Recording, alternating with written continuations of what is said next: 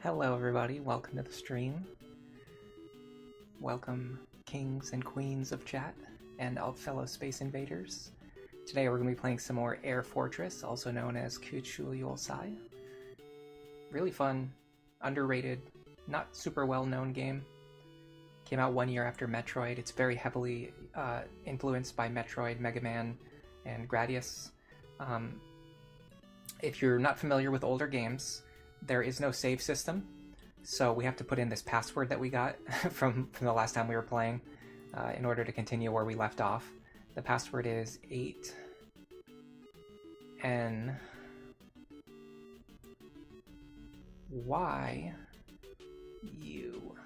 and that should take us to stage 5, which is about halfway through the game. Now my plan is I am either going to beat the game today, or I'm going to discover that I'm just not capable of beating this game. One of those two things is going to happen. So we start off with this Gradius-like stage, where it's basically a horizontal scrolling shoot-'em-up. And during this section of the game, you collect power-ups, which actually you need to do because the power-ups you collect here represent the amount of energy, life, bombs, and other resources that you get in the next section of the game. So your performance during the first section is going to represent how hard the next section is going to be. And when we get to the next section, I will explain it to you guys. This is a little bit RNG based, a little bit more than I would like. It's random. The power-ups that they drop are random, so you don't actually always get bombs even if you desperately need them. And I desperately need them. I'm not good at this scrolling shooter section. Yeah, so I did not get it. Well, I got 10 bombs. I've got 1200 energy. We're not completely hopeless right now. We're not completely hopeless right now. There we go. This is actually not... Okay, that's a shield. I can use that to basically just run through these guys' bullets and attack them. Unfortunately, it didn't help that much. I still didn't get any drops from those guys. There's one more difficult section coming up. I'm doing a lot better today than I was doing the other day, so that's at least one good thing. I think there's one more group of enemies. No, that was it. Okay, so we've got 10 bombs. We've got 1400 energy. We have a plan for how to beat this section. This is the stage that I got stuck on at last stream. So whatever you see happening here is going to be my poor attempt at getting any further in the game. Also, hello Faye, welcome to the stream. She said she's just going to be sitting here. That's fine. Lurkers are more than welcome. Alright, so first we have this drop. There's no jump button in this game, but by pressing the up button you can fly. It takes some of your energy, but then when you stand still your energy recovers. I think what we determined last time is that just falling through here really fast is the way to go, and just trying to dodge everything. These guys aren't super likely to drop bombs and other resources. And if I try to go slow and fight them, what just ends up happening is that I end up taking more damage than it's worth. Yeah, like I would have taken way more than 50 damage that way. This guy right here has a tractor beam. You have to shoot him from the side. If you try to fly over him, he will drag you down and deal a ton of damage to you. These elevators have to be manually activated. This is a very Metroid-like section where you have like kind of like an entire planet to explore, really. I just wasted 2 bombs. You have an entire planet that you need to explore, and what's really interesting is that once you finish clearing it, once you defeat the boss, there's an escape section just like in Metroid. So we will have to get back to our ship again on our own terms. Okay, we got a couple of bombs there, but we lost a lot of energy, which I'm not super happy with. I'm going to try to sneak past these guys. I'm going to take some damage, of course. This guy right here, I'm just going to use 2 bombs on him. This one right here is really tough. Yeah. See, what happens is I usually end up missing him. Okay, and then I can do that. I get some bombs. I'm going to recover my energy before I go any further. Okay, I have 12 bombs. I'm in a really good spot right now. I'm low on energy. That's the big problem.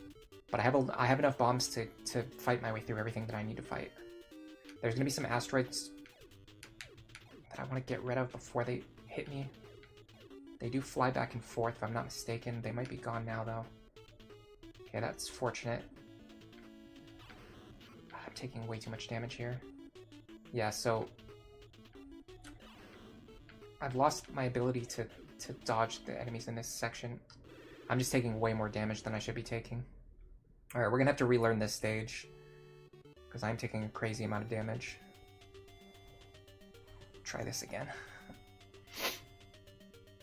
Yeah, so my plan is either I'm just gonna play this game till I beat it, or I'm gonna play this game until I give up and declare myself a loser.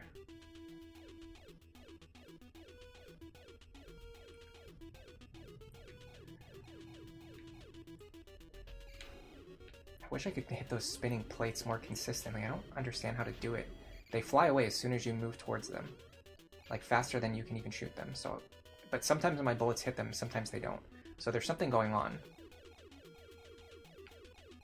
See, like, those guns I was able to hit. Every once in a while you're able to hit one of them, but most of the time you're not. It might have to do with, like, how you exactly time your shots. Okay, we're in a bad spot right now. We don't have any bombs.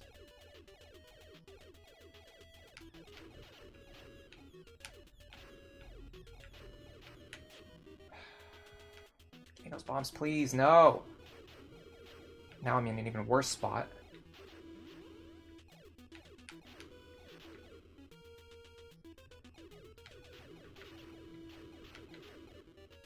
Honestly, I hate mashing, but I think mashing is better here. Cool, I got a shield when it doesn't matter. I always get the shield when it doesn't matter at all.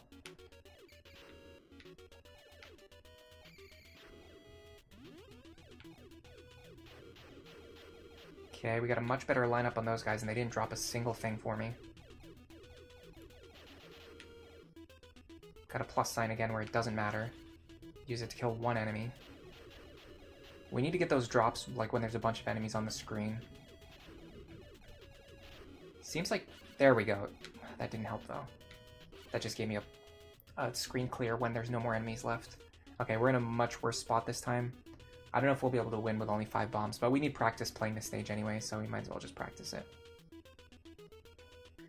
Yeah, I hate mashing, but it feels like mashing is the better play in some cases. Because the rapid fire... The best way I can explain it is that the rapid fire kind of just has gaps whenever it feels like it. Whereas if you mash the button yourself, the gaps, you can decide when the gaps in the shooting are. And that's kind of important. Okay, I think there's a guy I need to kill right here. And then here.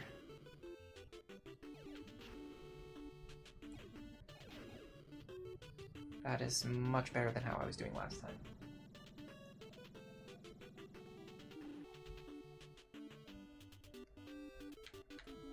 I don't know what is going on with this guy.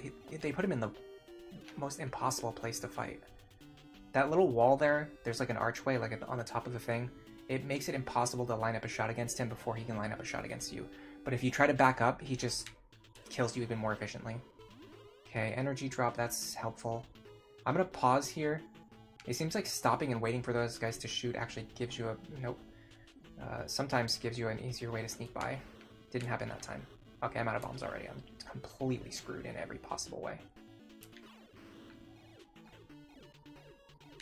Look at this guy. He's like impossible to hit.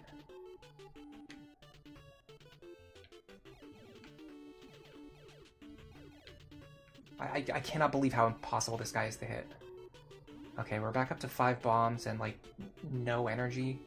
300 energy. We're so dead. Try this again. I want to actually hit these meteors. Okay, the first one seems to come at the bottom of that causeway. I'm going to try to keep that in mind and see if it's useful later.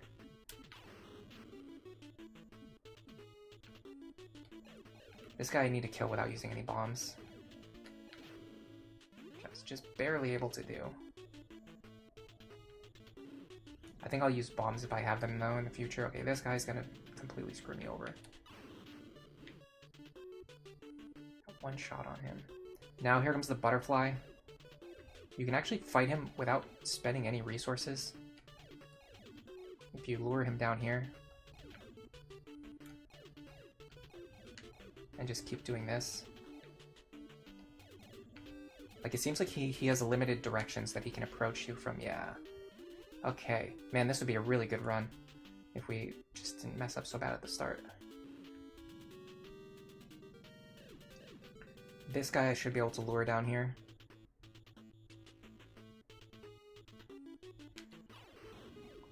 Missed him with my bomb, of course. Nope. What the heck is going on here? I don't think I've ever been down there before. Now we're kind of screwed because this guy's blocking the air vent. Okay. But we know the reactor's this way though. Oh crap.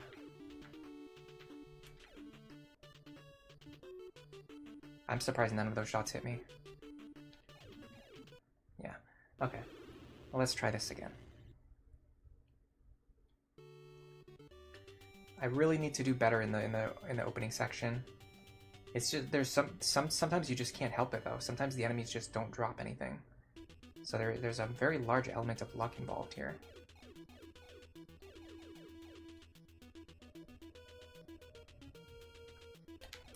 Oh my god. Why are those guys so impossible to hit?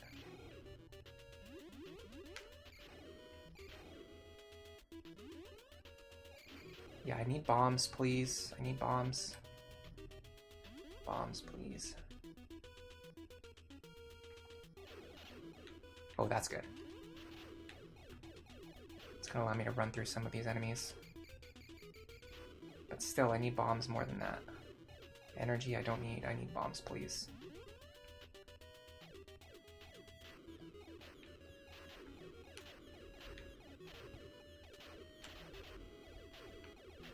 Yes, give me this. Okay, this is gonna help me because now I have this barrier. I can just kind of run into these guys. Oh, screen clear. Awesome. That might have been a little bit premature, but getting rid of those guys before they can start shooting at me allows me to get into this section. Yes.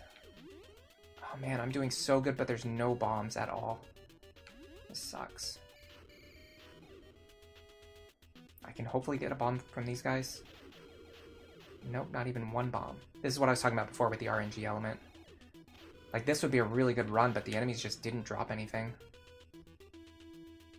If I was gonna fix or change one thing about the game, I would make it so that the drops were not so RNG dependent. Yeah, that's it. I got nothing.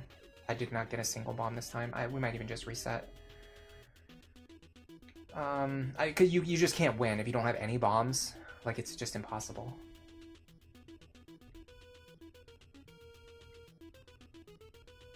Like, some of the enemies are so dangerous, you have to bomb them immediately. And if you don't have any bombs, there's nothing you... And in fact, on top of that, the force fields and the core reactor at the very end basically require bombs to defeat. Like, you're just not going to beat them without using bombs. Can at least do this. I want to be more on the right-hand side here. That's fine, I guess.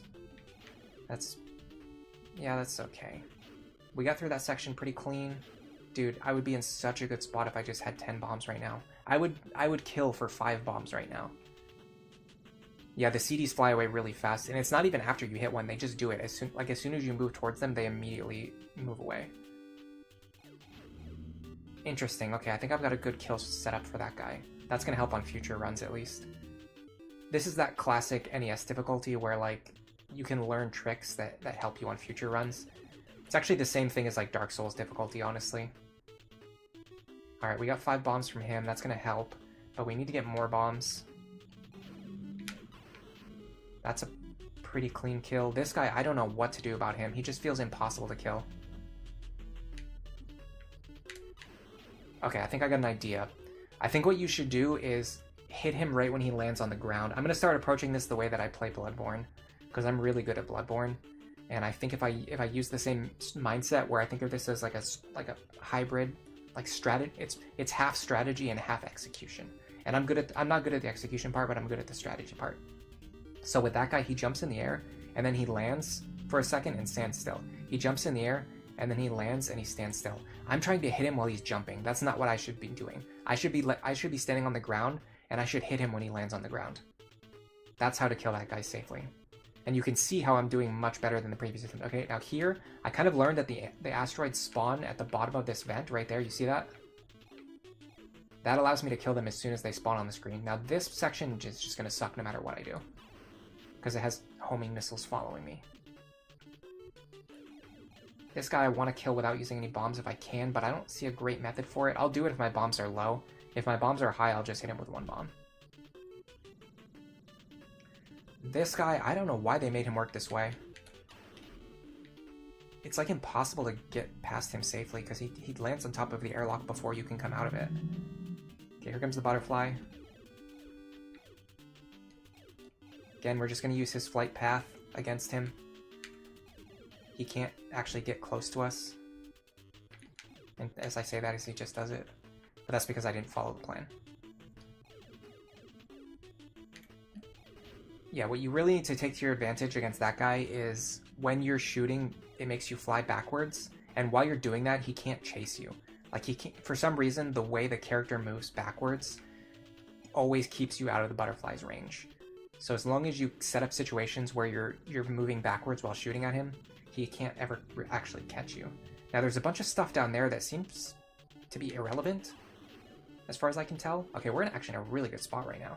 I don't know how I got up to 10 bombs, but I somehow did. That's fine. We'll take it.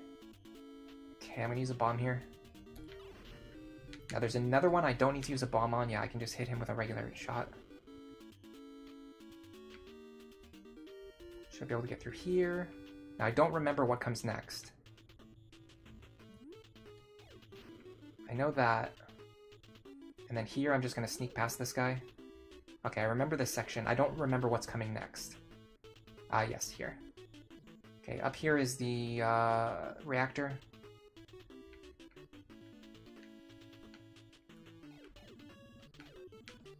What really sucks is if you don't use the bomb, this takes forever. But if you do use your bombs here, you won't have them for the next section.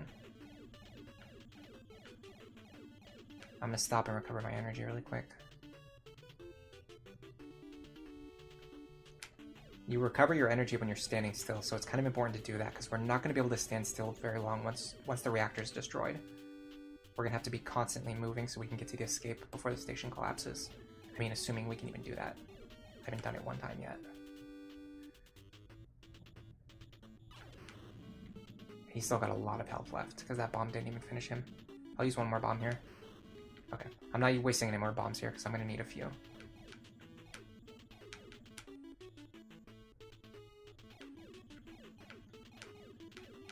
Yeah, it's crazy how much health this guy has.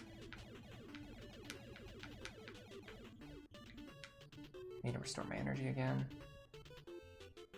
900 is really not that much, is what I'm learning. Now in the next area, the next screen is the one where we always lose.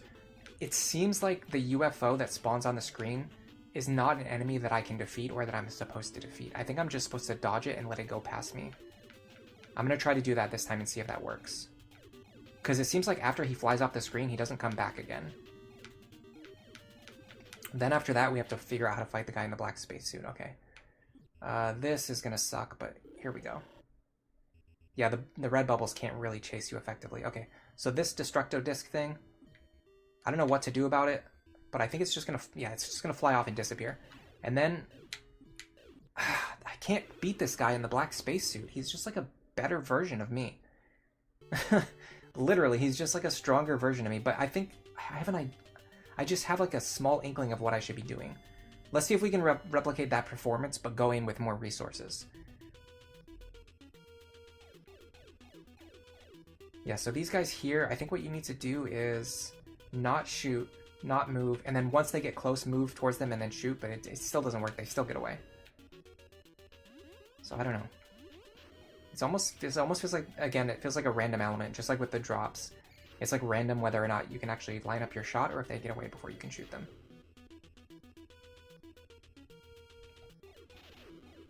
That's really good. That allows me to just fly into them and attack. Okay, this is going to be awesome. Another shield. Get me a little bit further. Unfortunately, there's not any enemies for me to fight while this shield is active. It's going to run out right before these guys appear. There we go. Fantastic. Wonderful. Just what we needed. A bomb. Okay, I need to get this guy. Shield.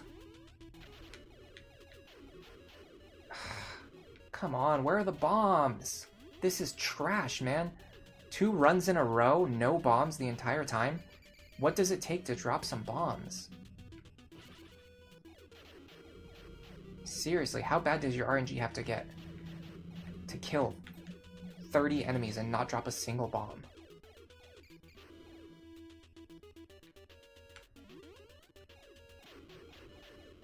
This is crazy. I'm gonna go another entire level without getting a single bomb. Wow, okay, sure. We got 1500 energy that time at least. What does the pink slime do that is being spread? It seems like it just sets up a permanent barrier that you can't destroy, which means it could absolutely force a game over. If you don't get past that slime before it finishes setting up the barrier, I think you just instantly lose. Like, this game is extremely unfair. There are so many ways that your entire run can just instantly, like, fail. And you're going in with no real information either. Like, you're supposed to just figure all this out as you go, while you're in a situation where the enemies will just destroy you. Okay, 1 down, 2 down, 3 down without getting hit, 4 down without getting hit. I'm gonna try my strategy against this ball guy and see if I can replicate it. I had a plan in mind last time and it worked really well. Okay, that seems to work consistently. So we can get past this entire section, theoretically without taking any damage. Can the outside enemies drop bombs in this level at all? It's just everything else over and over. Yeah, no, they can for sure. We got them during previous attempts. Just I'm getting very unlucky these last 2 attempts. Okay, there's some bombs. I've gone in with like 10 or 15 bombs one time when I got really lucky. Bomb you.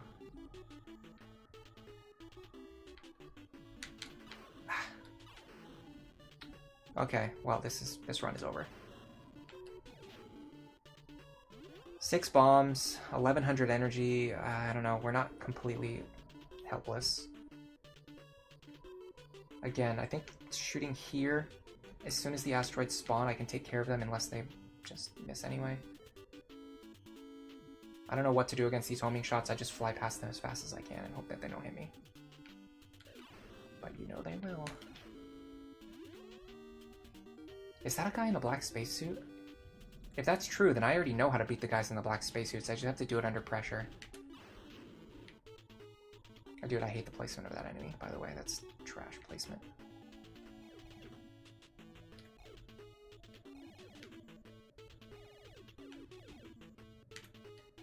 Come on.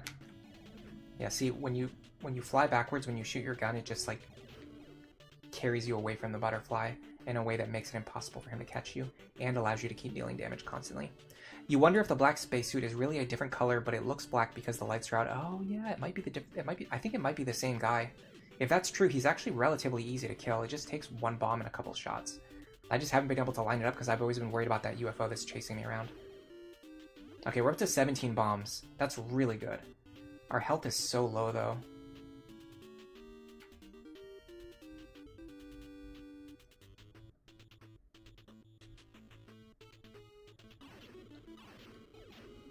I'll waste bombs if I have enough.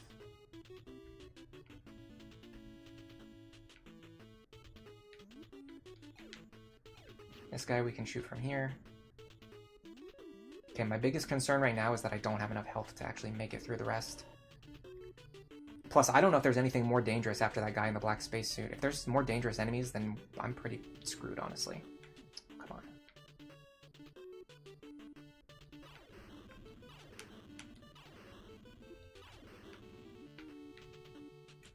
Dude. Okay, 5 bombs is not enough. It's actually kind of absurd. Okay, I'm doing much worse against these guys this time. That's also great. Dude, how many bombs does this take? Seriously? Perfect. Yeah, come up here and kill me. Go ahead. I don't care anymore. Maybe he is his own kind of guy with high damage, though. It seems like he does a lot. Yeah, well, the thing is, every enemy kind of does a lot of damage to you in this game. If you actually let it get close and touch you. Like, do you see how fast that ball killed me just by touching me? It seems like they didn't really program hit detection very well. A lot of games, especially nowadays, now that kind of we understand better what makes for fun and good gameplay, if you get hit by something, it gives you like temporary invulnerability for a little while afterwards, so that you're not just like constantly taking damage, so that your health doesn't completely drain to 0 instantly. This game does not have that. If the enemies get close to you and they hit you, they will just drain your health completely and just force a game over within just like a span of just seconds. Literally seconds. Nice plus sign right there, but it did not help at all because they did not drop a single bomb again. Dude, I don't know if the RNG is bugged or something, or what is going on.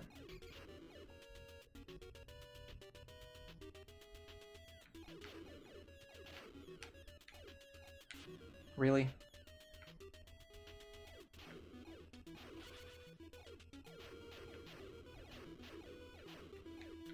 Just give me that, give me that, give me that.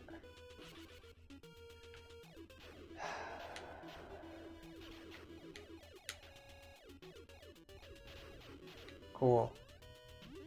No bombs again. By now I should have like 5 or 10 bombs, by the way. Certainly not 0. Wow.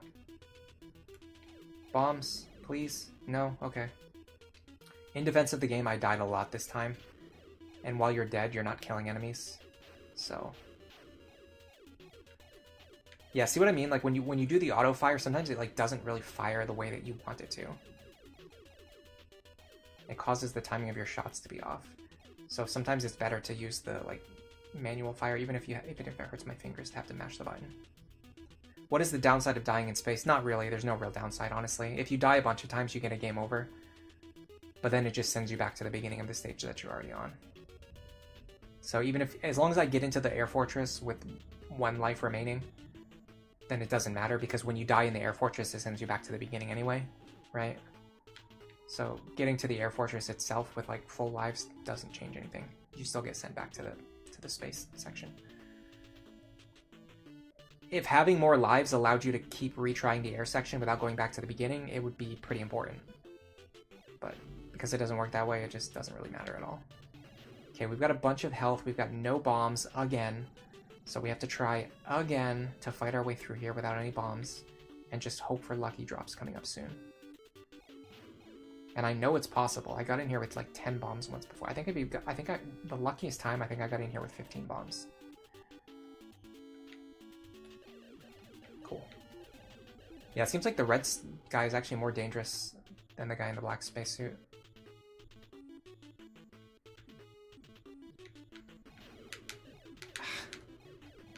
You see how when he touches me, my health just drains instantly? Like, we had so much health when we entered here. We got touched by 2 guys in spacesuits, and we lost 800 health. Like, that's ridiculous. For a fraction of a second, we got touched, and we lost 800 health. I'm doing a little bit better against that guy with the springy legs. The maximum energy you can regenerate while standing on the ground is literally just your max energy, just based on whatever, like however much you picked up during the space stage. And then once it goes down, it can't regenerate back up once it goes down from getting hit by attacks, but it can go back up if it goes down from just like landing or from moving. Like while I'm moving around, my health is constantly draining, but then it goes back up to whatever my current max is. When enemies hit me with bullets or if they touch me, it reduces my max health. That's the best way to explain it. Dude, this guy is such a troll. I can't believe they put him there. Okay, we're at 5 bombs, a ludicrous amount of health.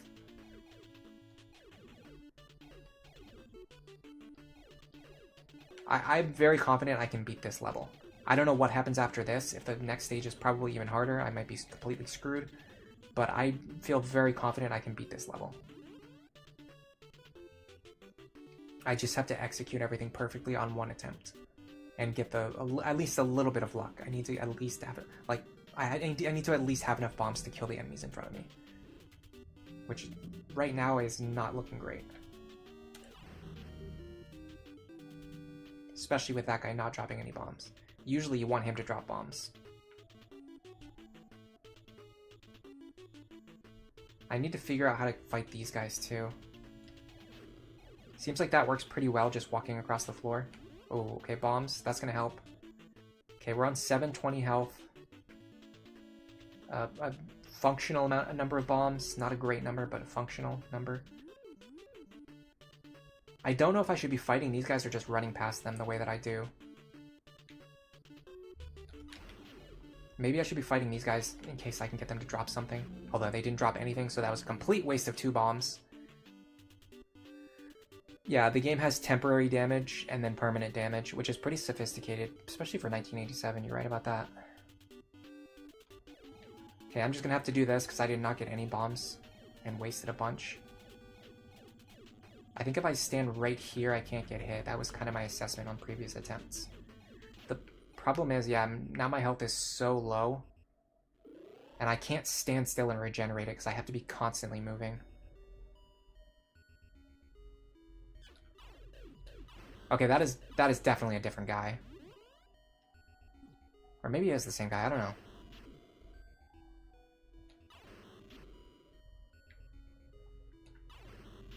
Dude, I need bombs desperately. Where are my bombs? Oh, crap, crap, crap.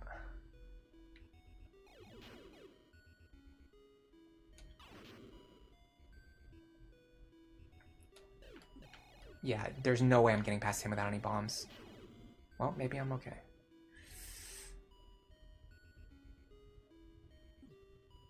Okay, here's the elevator.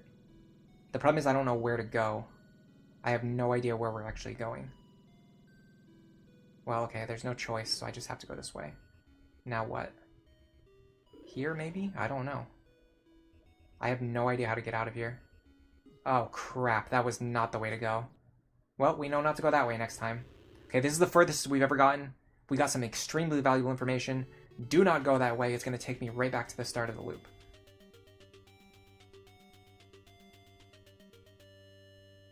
Yeah, they're sort of like missiles in Metroid. Dude, I gamed hard that time, but I got screwed over by the game playing a horrible trick on me. I can't believe they put a passageway there that leads you back to the start of that section. That is so cruel. Again, this is some Dark Souls crap going on here.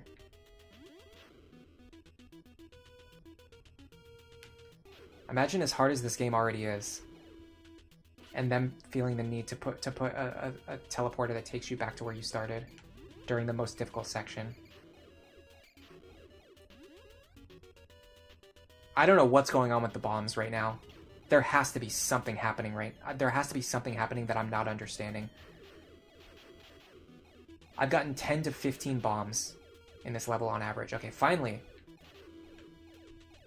And I'm not going to be able to... Oh my god, come on.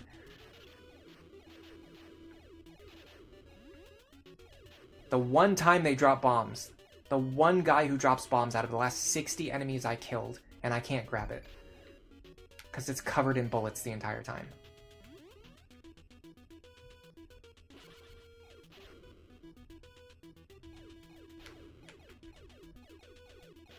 I gotta say, I'm really bad at the shoot 'em up sections. If there's one thing that's gonna prevent me from beating the game, it's probably gonna be these sections. Cool, a shield when I don't need it. Okay, we got 5 bombs. 1500 health. That's better than the last 2 attempts. We might be able to make something from here.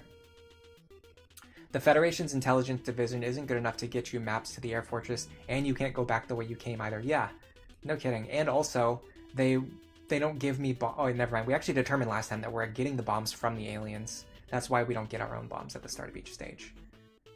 We're literally grabbing the alien bombs and using them against the aliens.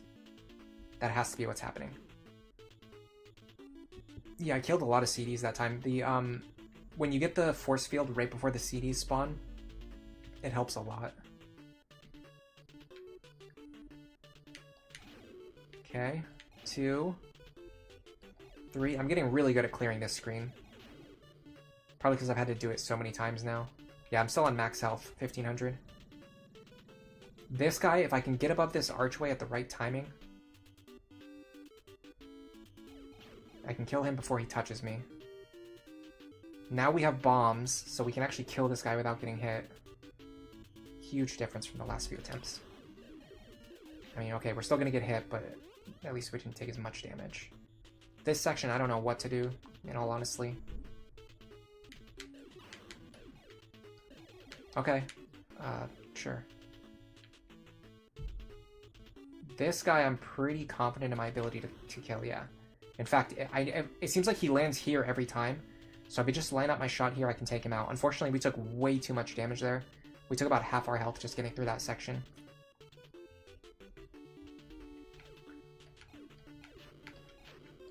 I would love some bombs and some energy drops. I mean, obviously. But even more than usual.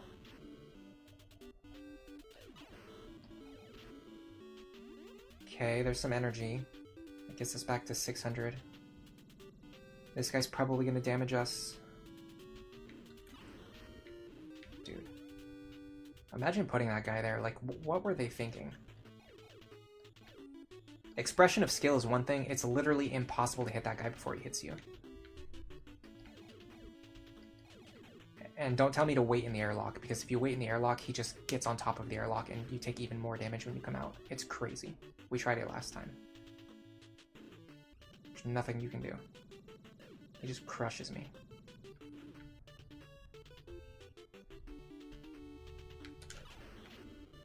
I need to start, yeah, I need to start doing that.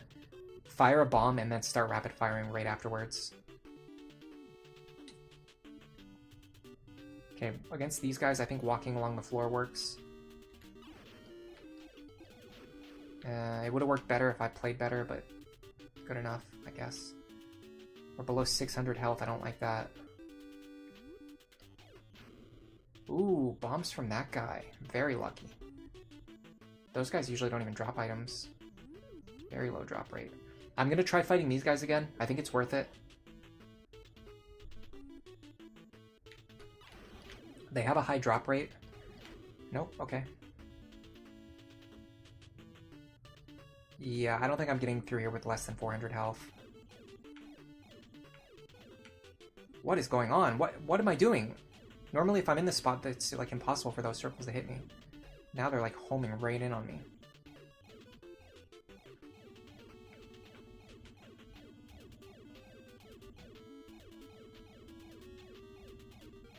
I did learn one very important thing on the last attempt, and it has to do with the UFO in the next room, if we can even get there.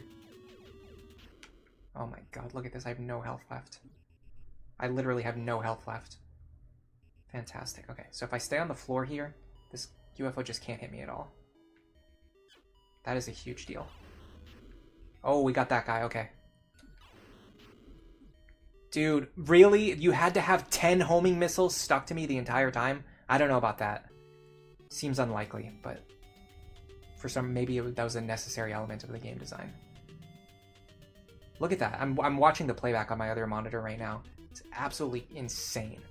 There was 4 homing missiles stuck to me the entire time. You don't think that's a little bit excessive? Just a little, like not a little bit excessive? Okay, I'm starting to figure out how to kill the CDs. I think you want to be at the very top or the very bottom of the screen. And then once they start spawning, you just like hook down to the other side and you just hit them while they're trying to run away. I think that's how you do it. I'm gonna try again in a second here. Ooh, bombs, bombs, bombs, yes, please. Oh, okay, well, running into a wall, that's also nice, I guess. I missed all of those enemies and their potential drops, although I'm very unlikely to get those ones anyway. There's a problem in NES games where certain spots are not designed to be beatable. You have to pay the damage toll to move forward. Yeah, I think that's true. I think they really did put like a damage tax on you in certain sections here. Yes, yes, yes, yes, yes. Clear. More bombs. Okay, the problem is now I have to survive to the end of this section. Which is going to be pretty tough because this guy's chasing me. Perfect. There you go. There's your game over. Yep. The one time I get 10 bombs. You don't like that you can't destroy the source of the homing missiles. I actually don't know if you can or not. I know I've tried and it didn't work. That doesn't necessarily mean that it's impossible, but it means that I was not successful at doing so. So it seems like if you let these guys get really close and then fly up, you can sometimes hit them. It didn't work that time. Dude, I'm so beyond tilted about the fact that I finally got 10 bombs and then got a game over before I got to the end of the stage. That is so disgusting. I'm itching my nose right now, by the way. That is so disgusting. It had to be that one time. Okay. You can tell I'm tilted right now, because this is just disgusting gameplay. I like this. Didn't really help that much. But bro, really?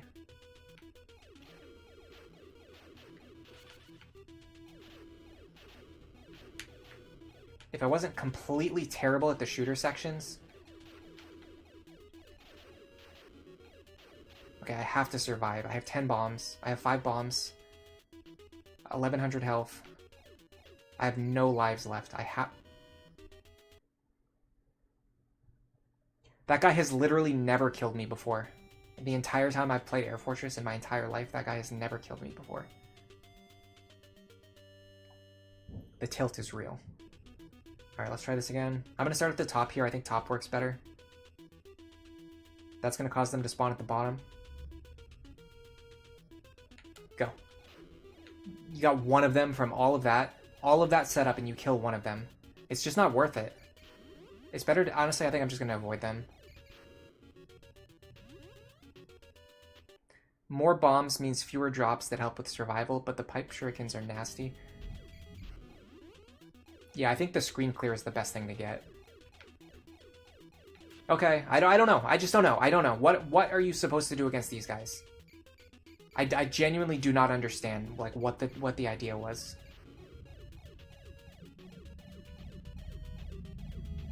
It's impossible to hit them, and they have attacks that home in on you from every possible direction. Okay.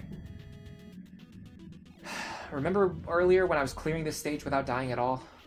That was a good time. Alright, hold on. We need a reset. We need a mental reset. Is this game a childhood nemesis? I have played it when I was younger.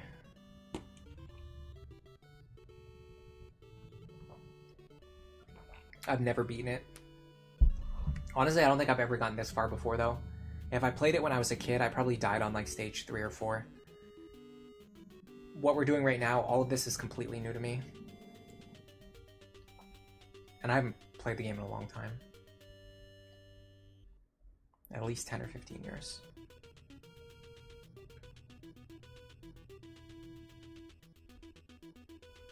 Start at the top. I just don't understand. I don't understand what I'm supposed to be doing on those guys. You put in all of that effort. They can easily kill you if you make the slightest mistake. And you get nothing from it. Oh my god, really? I flew into the wall again? Dude, that mental reset did not work. I'm still just as tilted as I was.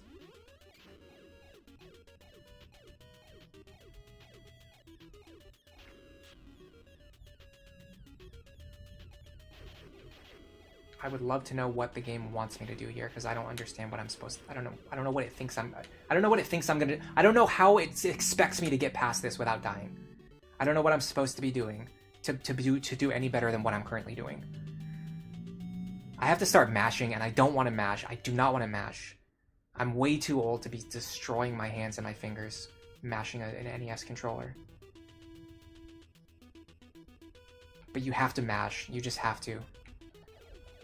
The game's designed for mashing. It wants me to mash. And your shots just don't work if you don't mash. Like, they only work if you're standing... Like, the holding down the button only works if you're right in front of the enemy.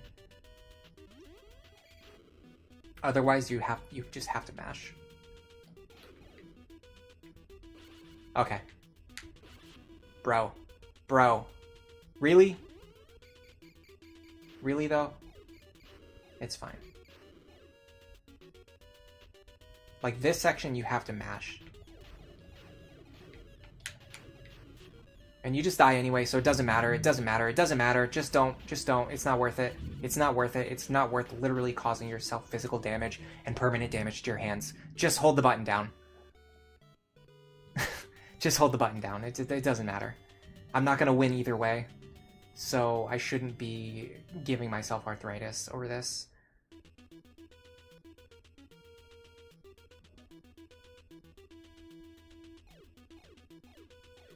Why did they think that button mashing is an expression of skill? I don't understand. It's a lot like Silver Surfer. I don't know if I'm assuming Silver Surfer's harder than this, right? It has a reputation as a very hard game. I don't think this game is particularly difficult. It's probably like medium hard NES difficulty, but I'm just bad at scrolling shooters. So it makes the game even...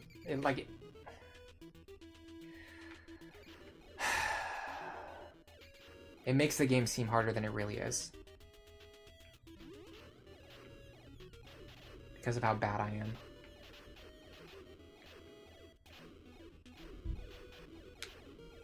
Screen clear. Didn't help at all. Didn't give me any drops whatsoever. Shield, yes. Perfect time for the shield to drop. Cool, and not a single awesome, helpful, or useful drop. Wonderful. The thing is, I know I can beat the stage without the I know I can beat the stage without the screen clear. I know I can beat the stage without the barrier. So even if I don't get those, it's not that big of a deal. What is a big deal is if I don't get any bombs. Obviously, if I just keep getting game overs, it sucks, but I've beaten the game without getting game overs without these items. So I would actually rather be getting bombs and then clearing the stage without, the barrier, without the screen clear. If I had the choice. Well, I don't have the choice because it's completely RNG nonsense, but... Yep. Okay, not a single hit, I'm sure. Dude, I'm getting tilted today. And we are not that far into the stream. We're not even an hour into the stream and I'm already losing my mind. And I still haven't beaten this one stage. Really?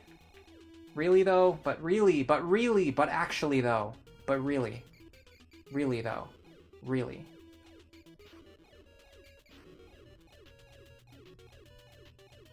I just don't get it. I just do not understand. I don't think I'm ever going to understand. I don't think I'm ever going to understand what they were thinking when they made these spinning disc enemies.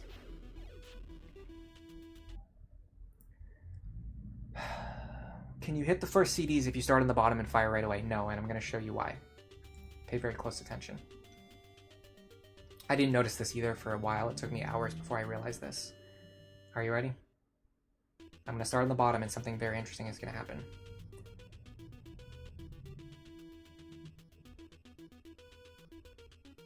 The CDs spawn from the top. See that? They always spawn on the opposite side of where you start, and then as soon as you move towards them, they run away. That's why they're so hard to kill. And then the dangerous ones, once they start running away, they also start shooting at you. I'm actually going to do something like... Okay. Fine. Fine. I'm just going to accept. Every single time I play this stage, I'm going to get killed at that section. I'm just going to accept that, and I'm gonna work with that plan in mind. It seems like these asteroids don't spawn in the same location either. Because when I'm camping the bottom of the screen, sometimes they start at the top. Okay, this could have gone better. I didn't get any bombs, but at least I survived.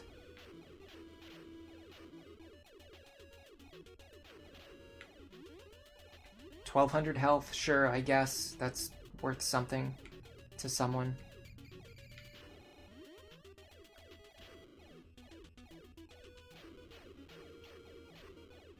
You're wondering when the game decides that it's going to spawn the CDs. Maybe it's early enough that you can bait them into spawning near you. Doesn't seem to be the case.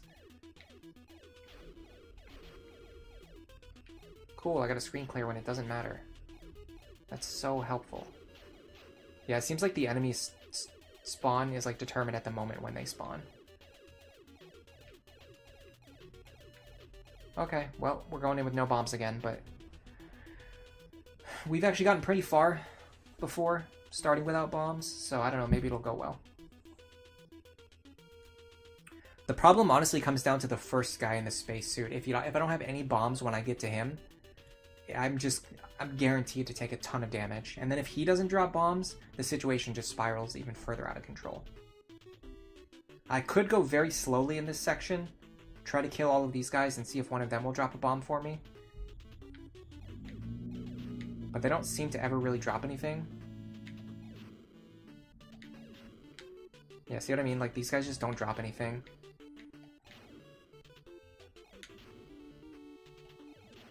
So it's just not really worth it. Not worth the risk. Although I didn't take any damage, so maybe I'm good enough that section I can just do it every time anyway, just for the slight chance of getting something useful.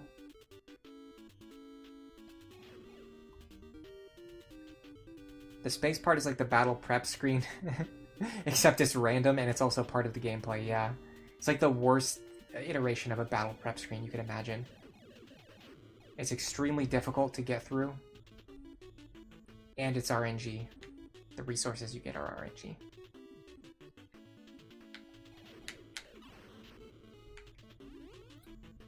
Okay, so the idea is...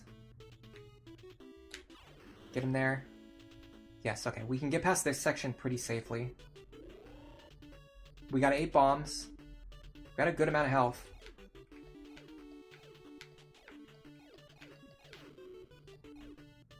I do not currently feel that it's impossible for me to win.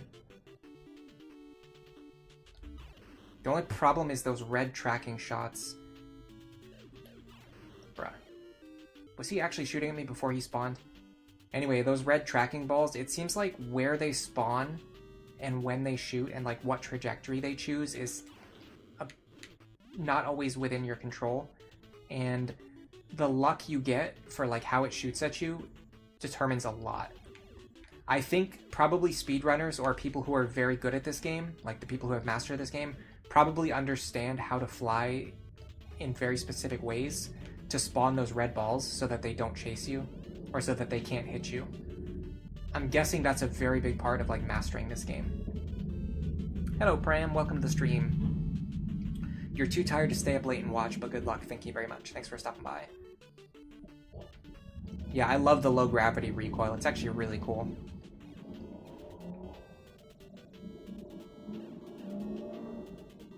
I don't like how the other guys in spacesuits aren't limited to the same physics as me, though. I can clear that guy pretty safely. Okay, you know what I'm gonna do? I'm gonna see something. You can actually destroy these things. They don't even have that as much health as I thought. For some reason, I always felt like they had a ton of health, but that was super easy. I can't get this one for some reason. I don't know why I can never get these guys safely. I think I had a plan for it before, but I can't figure it out anymore. I can't, like, remember what I was doing in the past. I took an unreasonable amount of damage, by the way. Why is my health so low?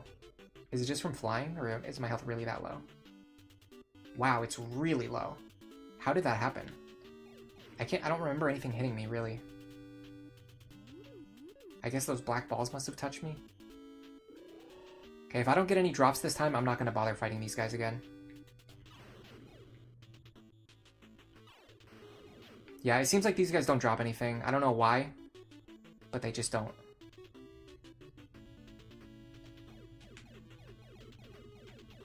Okay, here's the problem. We do not have enough health to survive. But at least we can get some good practice in.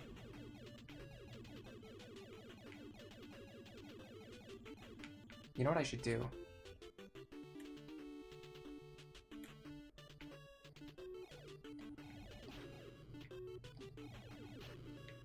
Okay, these guys just don't like to drop anything useful either, which is nice. That's a really fun gameplay mechanic.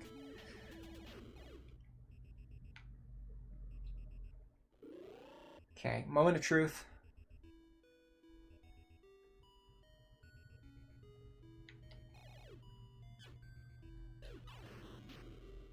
Give me that energy. Dude, what in the world? Like, seriously.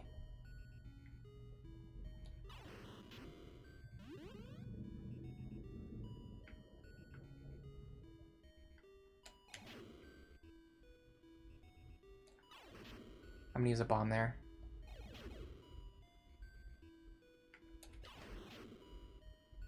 Got him.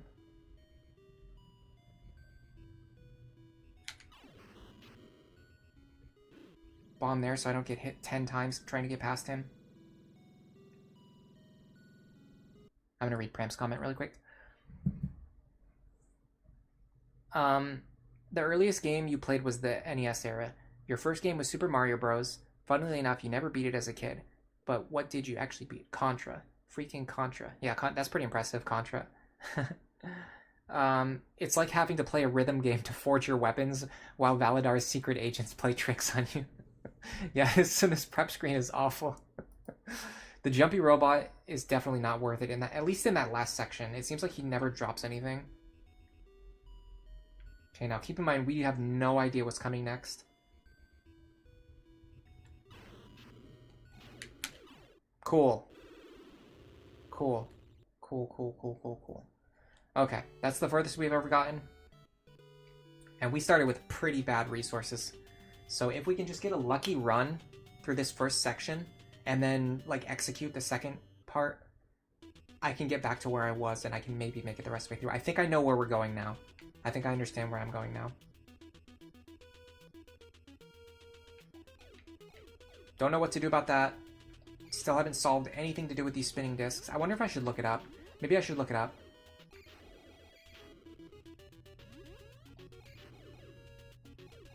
I'm at the point where I need to start looking up a guide on how to play this game.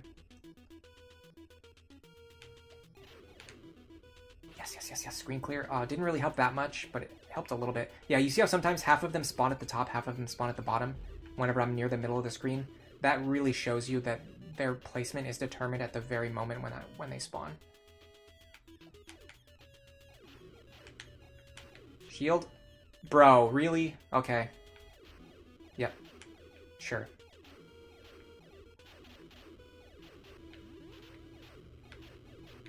Dude, it's so annoying when there's an item like 2 inches away from you and you die at that exact time. And not only do you not get the item,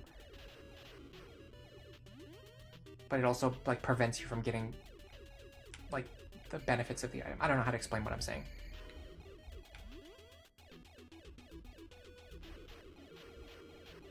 No bombs. It's fine though, because I really hate having bombs. It's just a little too convenient. It's better to just not have any helpful tools at all.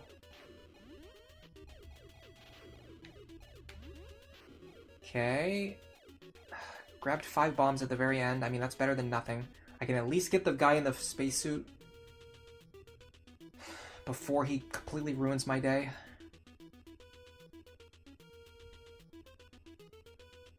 If it's just possible to get to the bottom of that mine shaft with more than 1,000 health.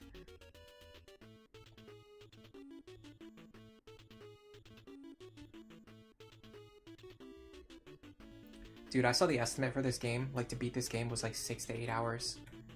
And that includes like, you know, all the repetition, like having to play the sections over and over again from dying. I think that helps me recognize how bad I actually am at the game. Because it will definitely take me more than 6 hours to beat this. If I can beat it at all. I don't think I can. How long was the last stream? 3 or 4 hours? It's probably going to take me another 2 hours just to beat this stage. 2 total, like including the hour we played already. Maybe not. But it's probably going to take me more than an hour per stage for the rest of the levels. Which means we're going to be above the 8-hour mark. Okay. I mean, we did fine there. Not great, but okay, I guess. Just let me by, please. Okay. Yes. Just keep kicking me in the head. That's what I deserve for playing this game.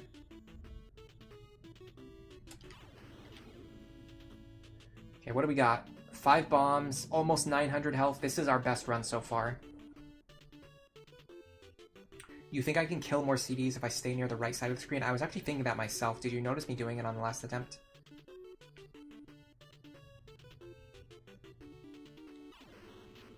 It did seem like it rewards you for playing a little bit risky. Okay, almost 800 health, 8 bombs. looking really good here.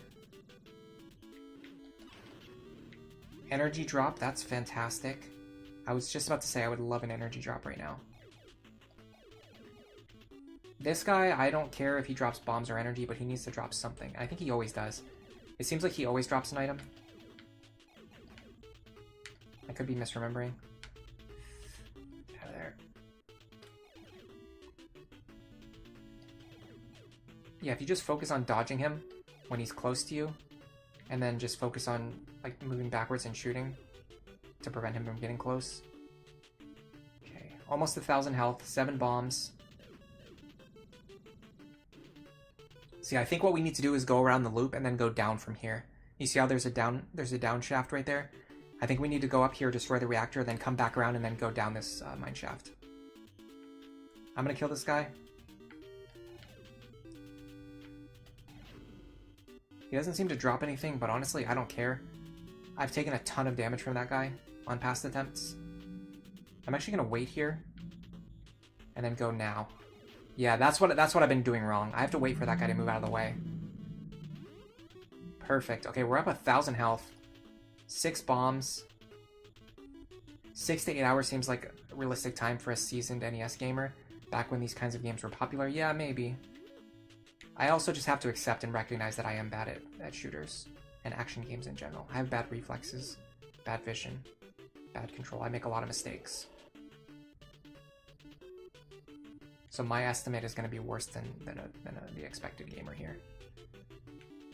I do think taking these guys out was worth it. Because otherwise they're going to deal a ton of damage to me. I'm going to have to kill him when he comes up here. Okay. Yeah, this is looking really good. This is by far our best attempt. Beautiful. Look how fast we can kill him if we can. Like, without those things shooting at us.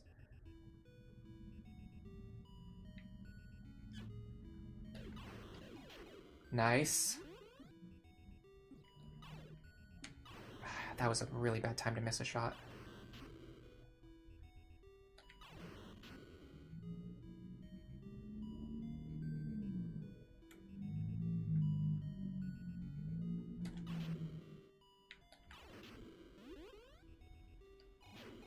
Okay, I'm gonna need some more bombs at a certain point here. I'm down a lot of bombs and I'm not getting more. It's very concerning. Yeah, I don't know if I can get past here with 3 bombs. We don't really know what's coming.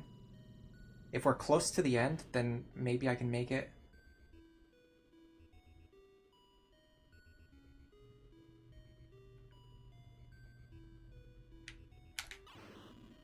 I needed to kill him. Energy, fine, I'll take it. I really need bombs, though.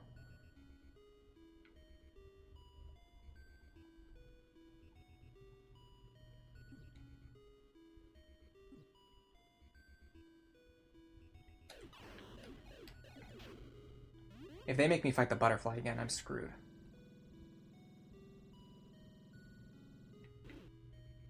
Okay, I know where I am now. I'm gonna go down. This is not good. The lights are going out. I'm just gonna go down here. This is what I mentioned before. Go around this loop, take the downward path. I'm just gonna go all the way down and hope that this is the exit. Or we're just gonna get killed by these guys, because there's no possible way to get out of there without fighting them.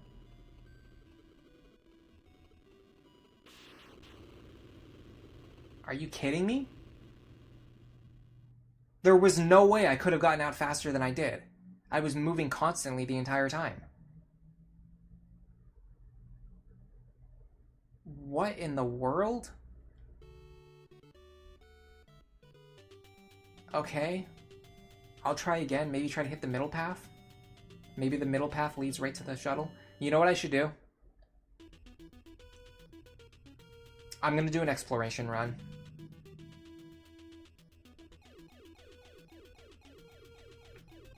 Yeah, you're right. Being close to the right side lets you get shots off on those spinning CD guys. I'm going to do an exploration run. I'm not going to try to beat it this time. I'm going to explore the sections of the maze that I haven't explored yet and try to figure out where the exit is so I can use that information on my future runs.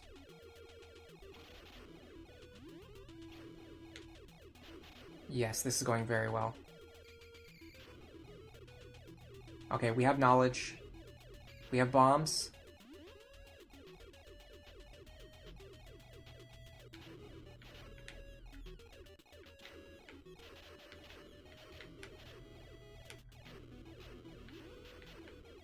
$15 bombs. I just need to...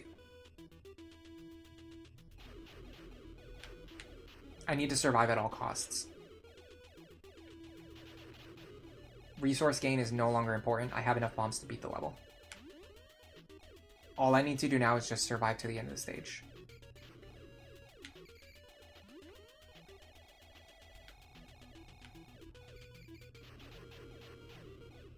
Shield. Some more energy would be nice, but at this point, I'm not stressing over it. Yeah, notice how the closer you are to the right side of the stage, the more rapid your fire is. That's an important piece of information. 1400 energy, 20 bombs. This is... Man, this makes me tempted to actually go for the winning attempt, because we're not going to get a better attempt than this. And I'm not using save states. I could use save... Like, I could make a save state right now and pretty much guarantee that we're going to win, because I could just try over and over again with 20 bombs. But I want to be able to say that I beat the game without using save states.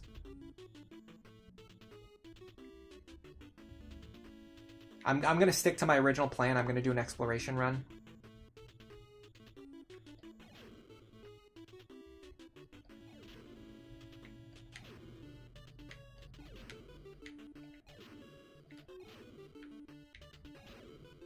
If we manage to make it a full loop and get back to the core and destroy the reactor, well, even better. I doubt that's going to happen, but I guess anything's possible.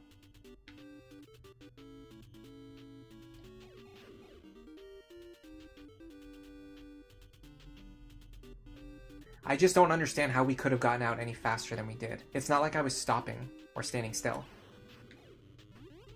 Dude, this run is going so well.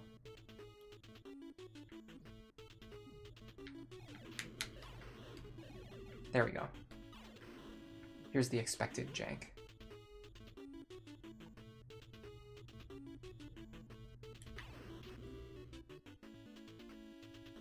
$21 bombs, 1200 health. Is it cheating to look up how someone else got out of the maze in time? No, not at all. I don't personally believe so. I'm actually the kind of person who trends towards doing research rather than trying to figure out everything myself. I just haven't done it yet because I don't like stopping and looking things up while I'm streaming. That's the main thing. So if I was going to do it, I would have done it like on my own time in between streams or something. I mean, I will definitely do it if I feel like I have to, which we're getting close to the point where I think I have to, because I don't understand how I could have gotten out any faster than I did.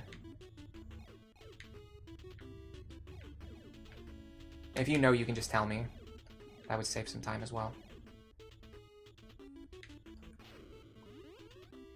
Hello, Grey Bell. Welcome to the stream. You haven't seen this game in about 28 years? Yeah, it came out in 1997. It's quite an old game. I've never beaten it before. I really want to. This is actually the furthest I've ever gotten. Okay, so I think we're gonna go explore. We know where the reactor is, but we don't know where the escape pod is. I think I would rather go find the escape pod. Man, this is really making me mad. Or really stressing me out. I have a suspicion this is gonna lead back to the first area, but I could be wrong. Oh, this is the escape. This is the escape.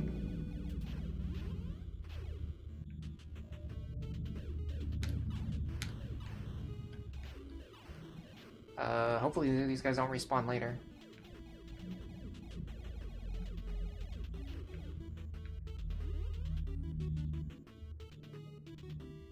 Okay, this is where the escape is. So if we can replicate what we did last time, I think we can get back here. So it is the middle path, not the bottom path. I'm also going to find out if I can kill these ones. I know I can kill the other ones, I don't know if I can kill these ones. It looks like I can't kill these ones, so the square ones, you can't kill.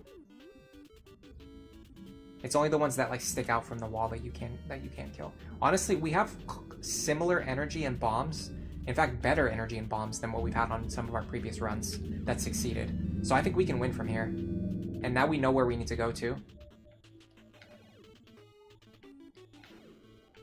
I feel very good about this attempt.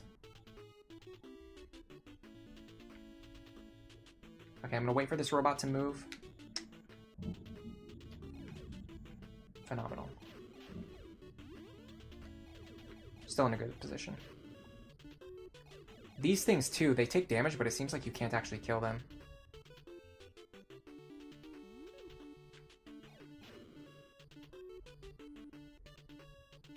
You don't know how to get out. You just wonder if the time until the fortress explodes is static. Oh yeah, the timer is static.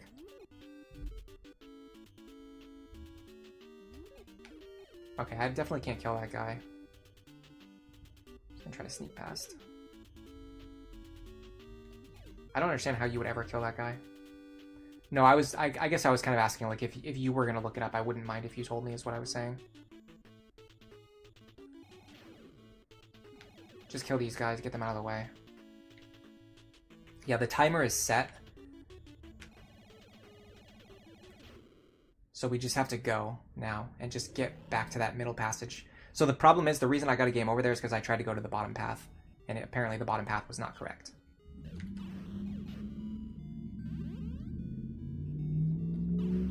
Plus there were a couple times here where I like missed my shots or got stuck on sections. So I need to be like constantly moving here.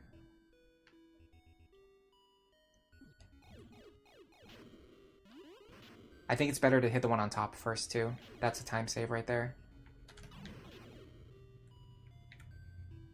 Get through here. I'm not going to stop and try to fight this guy like I did last time. I'm just going to run past.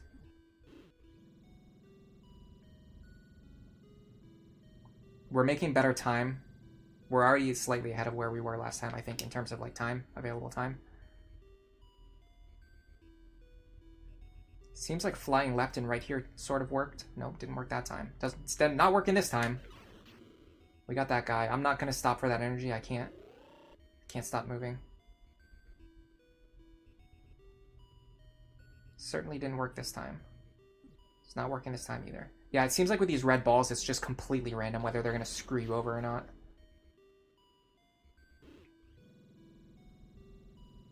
We have exactly 69 energy, which is funny, but not very good for our survivability prospects. Okay, so the question is, all of the stuff we killed, did it respawn? If all this stuff down here respawned, we are not getting through here. I don't think I'm getting through anyway. Yeah, no. Cool, and I didn't even learn if the enemies respawn. Fun, fun, fun. So now we don't even know if it's worth doing that in the future attempts. You think a lot of great games came out in the year 96 to 98. Okay, hold on one second. Final Fantasy IX, Guardians Crusade, Chocobo Dungeon. It was a great period for games. Civilization 2, Settlers 2 and 3, Anno 1602, GoldenEye, Symphony of the Night. Symphony of the Night's great.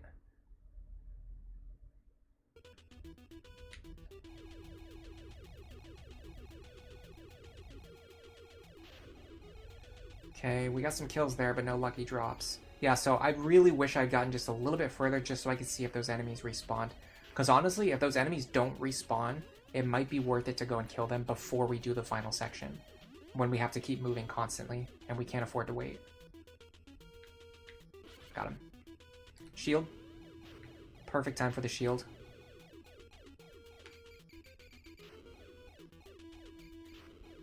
And we got bombs. Okay. From now on, my goal is just going to be to stay alive.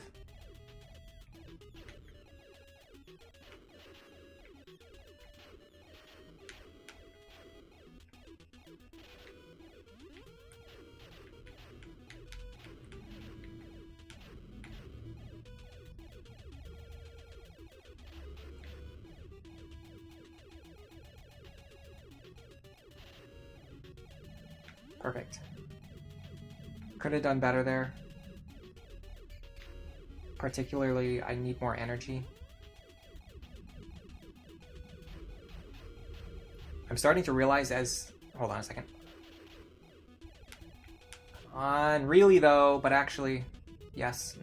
Yep. Perfect timing to die to completely miss the bomb. Love to see that.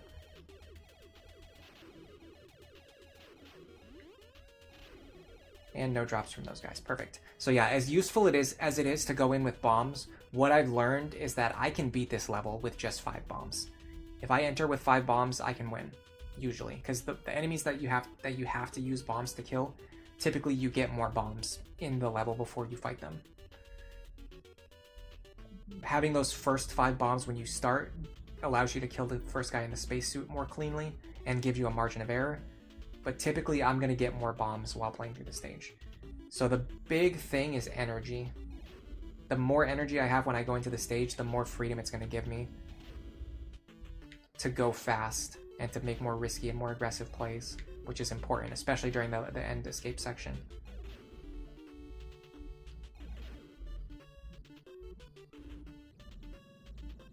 YouTube is being weird and it's not letting you watch the stream. Oh, so hold on a second. So you're in the chat right now just chatting, but you're not actually watching what we're doing? That's funny. Perfect. We got stuck on this guy. Problem is he doesn't come down to an angle where you can shoot. He just keeps bouncing around up there. Okay, got him finally.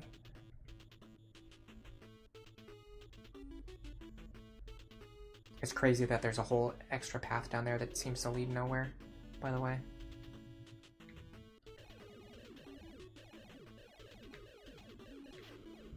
I have an idea. I want to try something. We know that later on, during the escape section, we come through this passage, right? So what if I go through this passage? Will this take me to the core? And can we potentially clear some of these enemies before we get to the passage? Or before we get to the core? Because this attempt doesn't feel super... Whoa. Because... Oh my god, we're in a horrible position. Hold on. Are you serious? Dude, I'm in the worst possible spot to cause that guy to respawn constantly. That sucked. That was so unfairly punishing. I did nothing wrong there. Except for the fact that I just happened to be standing in the worst imaginable spot. Please. Please, please just let me land one attack. Okay, right now this plan is seeming really crappy. Seems like going through this section in this direction is really bad.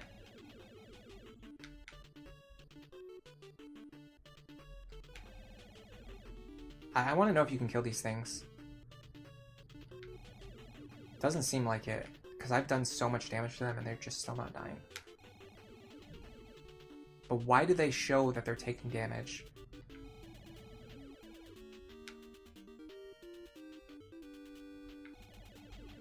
Yeah, there's no possible way I'm winning. Okay, I think you just can't kill these guys. I'm just going to accept that you can't kill them.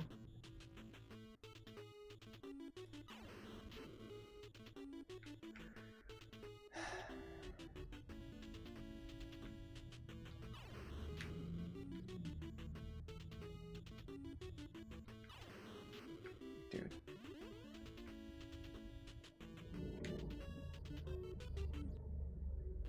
Okay. Sure. I'm not going that way again. It works on mobile, but not on PC. That is very strange. I don't understand why that would be the case. Might be a problem with your PC, not a problem with YouTube. Or your browser, or your internet connection, or your router, or something right now. There's like a million things that could be causing it. It's hard to say for sure, but I would guess that even though we have a very small number of viewers today, I would guess that at least one of them is watching on their PC.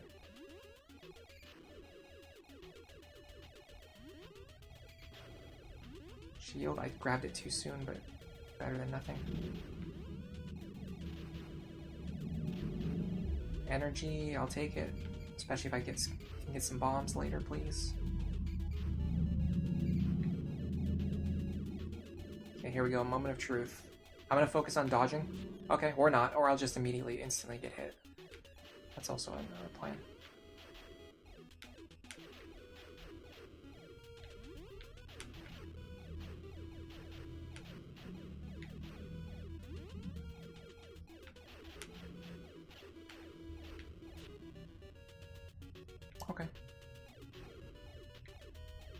Perfect, no bombs. 1600 health is really good. If I can get one bomb before I get out of this stage.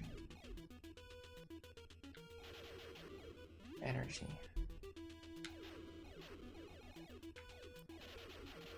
I wonder if there's an aspect of like killing the enemies in a specific spot. I wonder if that applies to this game. I know with a lot of older games there's exploits like that. Okay, 2000 health, fantastic. 5 bombs, adequate. And I said on the last attempt that if I went in with 5 bombs I could win. So I'm gonna say this is it. This is the attempt. I think we're gonna win. We have all of the information we need. We have 2000 health. If I don't get completely screwed with bomb RNG, I think we can win.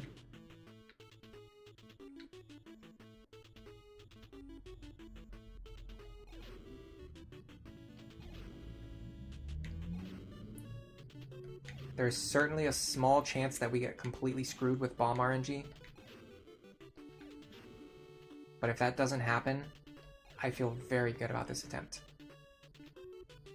You have an antivirus software that has ad block on it. Oh yeah, that's probably it, yeah. If you try to watch videos on YouTube where you have an ad block on, it usually stops you. I mean, there's definitely ad blocks that have found ways around this, but in general, YouTube's policy, at least, is to try and stop you from watching their videos if you're using ad block.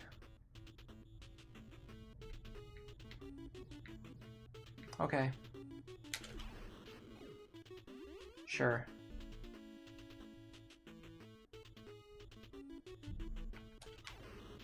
Got him. 1600 health. This is looking fantastic.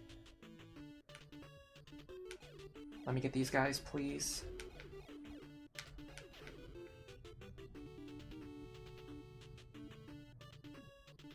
There's just nothing you can do about these homing attacks. I'm gonna say it right now. Give me a bomb, please. Please give me a bomb. Or don't, just give me nothing. That was my second question. That was my second request. My dream gift. Either a bomb or just completely nothing that will help me in any way whatsoever. I'm not going to look at the stream timer. I was just thinking, I wonder how long I've been streaming. I'm not even going to look because it's going to disappoint me that I've been playing for this long and I haven't beaten the level yet. Okay. Energy, no, I need bombs. I need bombs. Okay, 1 hour and 20 minutes. I just need bombs, please. I just need 5 more bombs.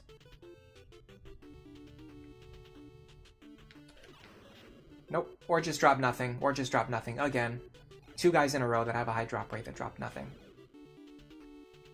That was the other option. It was either bombs or that, or nothing, completely nothing, on 2 consecutive drops.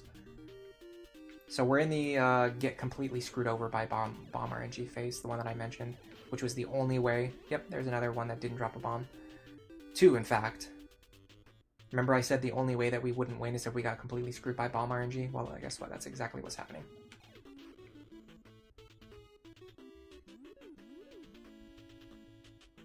Three bombs is not enough. And it seems like enemies on this screen don't drop any items, from what I can tell.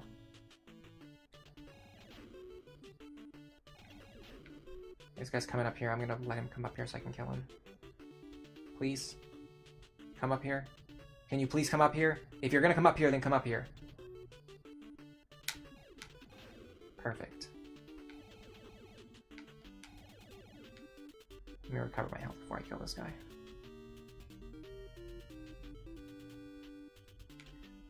Dude, this is so frustrating because I have enough health to get past here, but I don't have enough bombs. Like, I literally do not have enough bombs to get past this section. There are enemies that require mandatory bombs to kill, and I don't have that number of bombs. Not even including the ones that, like, you want bombs for, but just the ones that you need bombs for. Like, these guys right here, you need bombs for them. And I only have... If this guy doesn't drop a bomb, which he didn't, I'm stuck now. This is game over.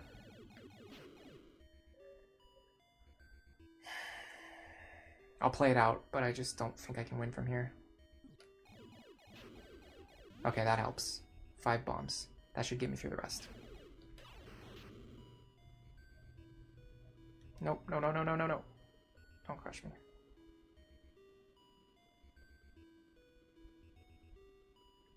Okay. This might still be the attempt. We're over 1,000 health, which means we can just damage boost through a lot of this.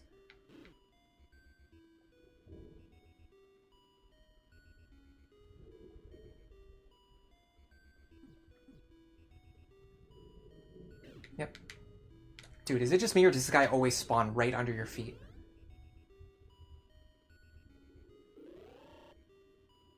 It's like they program him to be as annoying as possible.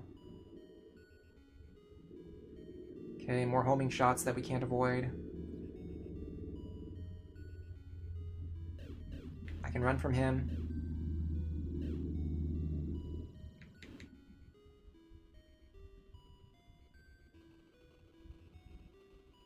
Dude, the lights are going out already. We're so close, though. Down one more.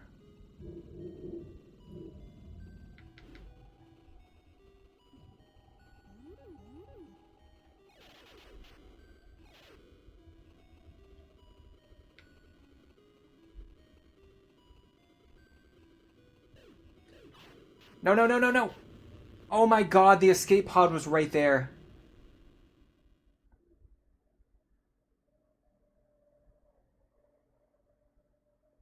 Dude.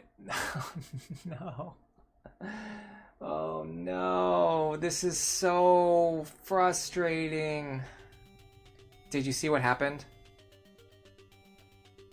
There was breakable blocks in the way. I didn't notice them last time. So this time I thought I could just walk right up to the spaceship. I walked into it. I didn't understand what was happening. I hesitated for about a full second.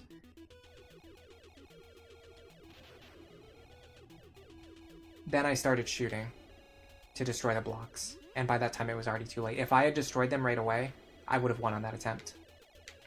That was it. That was the winning attempt right there. I just had a crucial lack of information.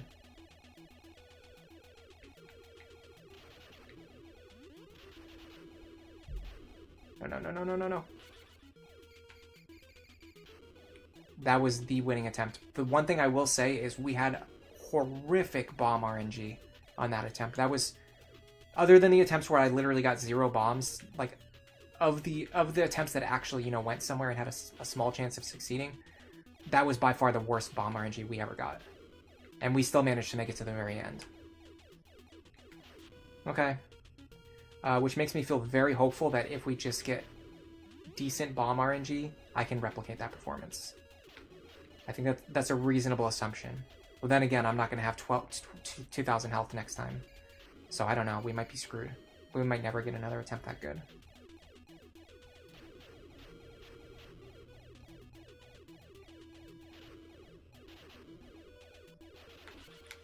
Yep. Yes, correct. That is an accurate telling of events.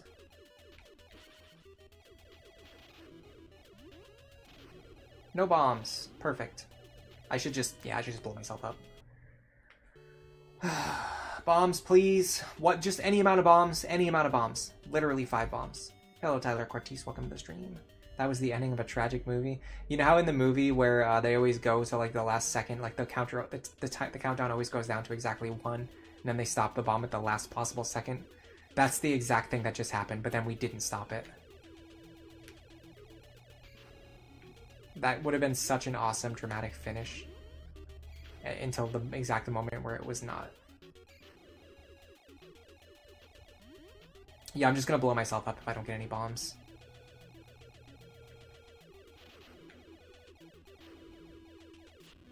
Okay, sure. So I think for the sections with the spinning discs, the play is to stay near the middle of the screen. Perfect. What a fantastic place for that item to drop. What a wonderful place for it to drop. Such a helpful and useful too. Useful place for that to drop. Because when you think about a screen clear, one of the best times to use it is the exact moment before any enemies are on the screen. Yep. Honestly, that made me so angry that I couldn't even focus. The protagonist is desperately trying to shoot through the barrier between him and the ship when the inferno closes in behind him. That's exactly what we saw. Dude, that made me very, very angry. Did you see the screen clear actually happened right before the enemies spawned on screen? Like, what was the reasoning for that? Like, what is the explanation for why the game needs to be that rude?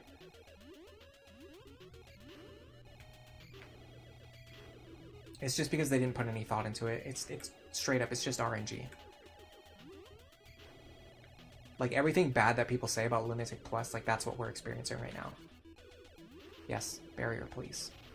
Like, if I, see what I mean? Like, on the last attempt, if I had just gotten that barrier at that exact moment, well, then if you get it, then you win. If you don't, then you lose. That's it. It's pure RNG.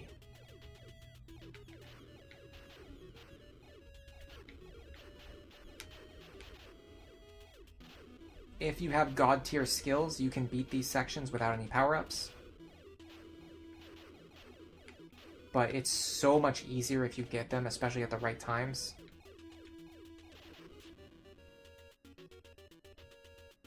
And the thing is, even if you beat it without any power-ups, you're still not guaranteed to get any bombs. So you could still get completely screwed over for the next section. Right now we're looking okay. We've got more than enough bombs. Problem is we're low on health.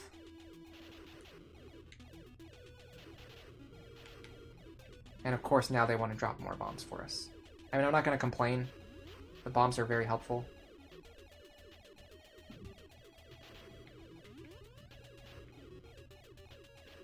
It's just 20, like, going in with 20 bombs is not that different from going in with 5 bombs. You just need any amount of bombs when you go in, and then not get the worst possible RNG while you're inside. I would very gladly go down to 5 bombs if I could go back up to 2,000 health. Unfortunately, that's not an option anymore, because it's not my choice. The game completely decides what I get. By the way, I want to say something, and it has to do with the reason why I'm streaming this today. I mentioned before, at the end of the last stream, I wasn't sure if I was going to keep streaming this or not. Like, I want to beat the game, but I didn't know if I was going to stream my future attempts or if I was just going to play it off stream. And that partially had to do with the fact that kind of people didn't really show up for the previous stream, which is fine. Obviously, you know what I mean? People don't have to watch something that's not interesting to them. I'm not the kind of person who believes in, like, brand loyalty or anything like that. Like, nobody should be watching my stream just because they feel obligated to watch my streams, right? You should only watch something if it's fun for you. But what I did see, typically my streams get an extra 20% to 50% views in archive. This stream got almost 10 times as many views in archive. Somewhere between 5 times and 10 times as many views. Like, way more than average. It was like somewhere between 500 and 1,000%. When my normal is 20 to 50%. So, it seems like there was an audience for it. It just didn't happen like while the stream was live. People caught up with it like after the fact, which is really cool. Yep. Pure RNG for whenever these homing shots decide to spawn and what trajectory they choose and whether or not I have any chance of dodging them. Perfect. Yes. Okay. So there goes all of my health. Literally, you just make one mistake and all of your health is gone. Yeah, the 20 bombs are not going to help me when I die. Oh, more bombs. Fantastic. Man, I could have used those on the last run, huh? Let me guess, the butterfly's going to drop bombs too?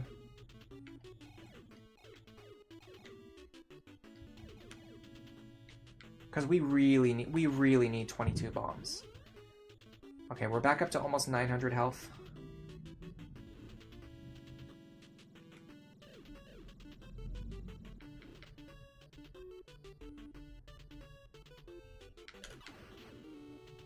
And yeah, my general policy is that if a video or stream gets more than 100 views, I consider it to be worth my time. And in the archive, this one eventually did get almost up to 200 views, which is pretty good. Okay, we're going to wait here for a little while. Then we're going to move. I moved too soon and in the wrong direction. But we're not completely screwed if we can just line up a shot on him. Yep, 22 bombs. Perfect. That's going to be so helpful later.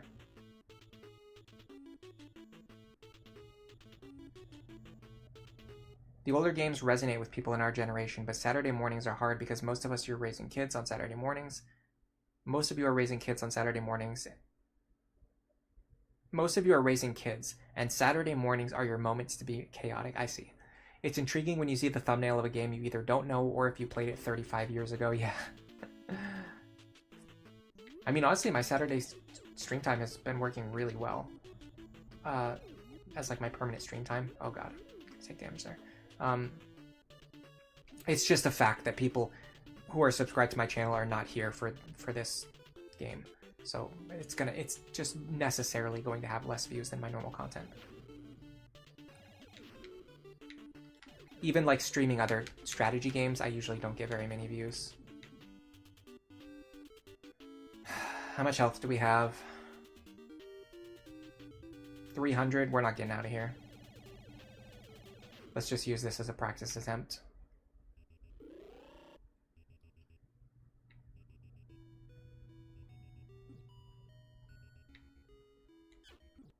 Wonderful. The last stream happened in the middle of the week. You only saw it because you were on YouTube and you happened to get the notification. Yeah, I normally don't stream in the middle of the weeks. It's been a long time since I have. Very long time. I just found that the Saturday stream slot, not only does it works really well for me, but it tends to produce the most consistent results. Before, I would stream at just like random times during the week, and it was pretty much a crapshoot. Like, I would literally stream the same exact thing in 2 different time slots, and the performance would be completely different. So, no matter what people tell you, the time slot when you choose to stream absolutely has an impact. Some people says that it doesn't. Some people say that it doesn't. I don't believe that at all. I've seen from personal experience it absolutely does.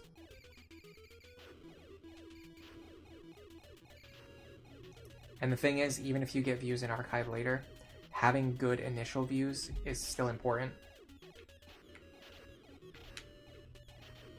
Because if the stats are low to begin with, YouTube's not going to show it to as many people. And if people see a stream with low stats, they're going to be less inclined to click on it. Okay, really helpful screen clear there. Got rid of the most problematic enemies at the best time.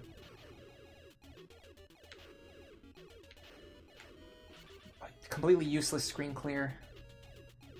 Okay, I need some energy drops now, please.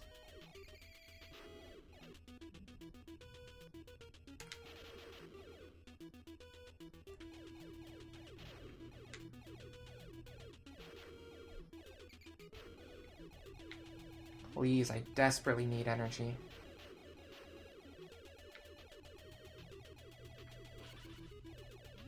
I'll take it. 1400. Okay. 1400 is like pretty bad, but it's not as bad as the last time. And 15 bombs is plenty.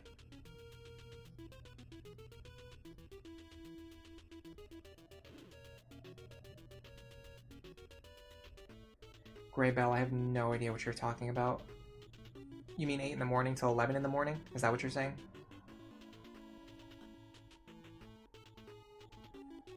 You like the Saturday afternoon streams? Your friends tend to game more on Fridays and Sundays. I'm usually busy on Fridays. Myself, personally. Sundays are a little bit wonky. I can actually stream on Sundays if I want to, but typically I don't like to stream 2 days in a row because it hurts my voice.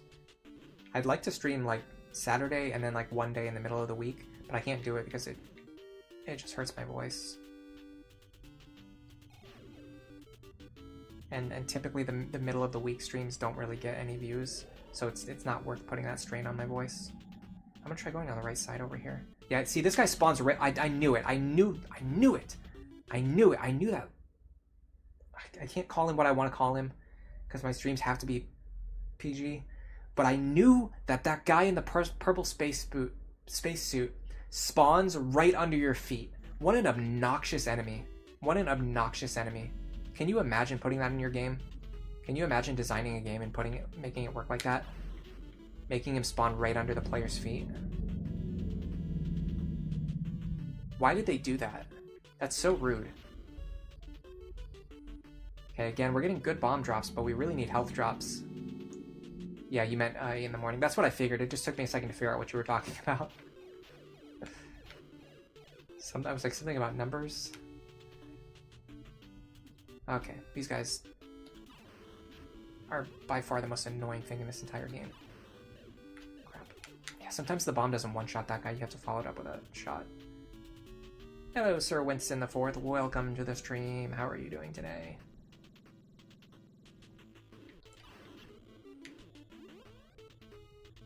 How are you doing? I have some kind of bad news, and I don't know if I was gonna say it in the Discord or not, or if I'm gonna mention it on stream first. I haven't decided yet. I probably need to post it in the... I definitely need to post it in the Discord. I just don't know where I was gonna say it first.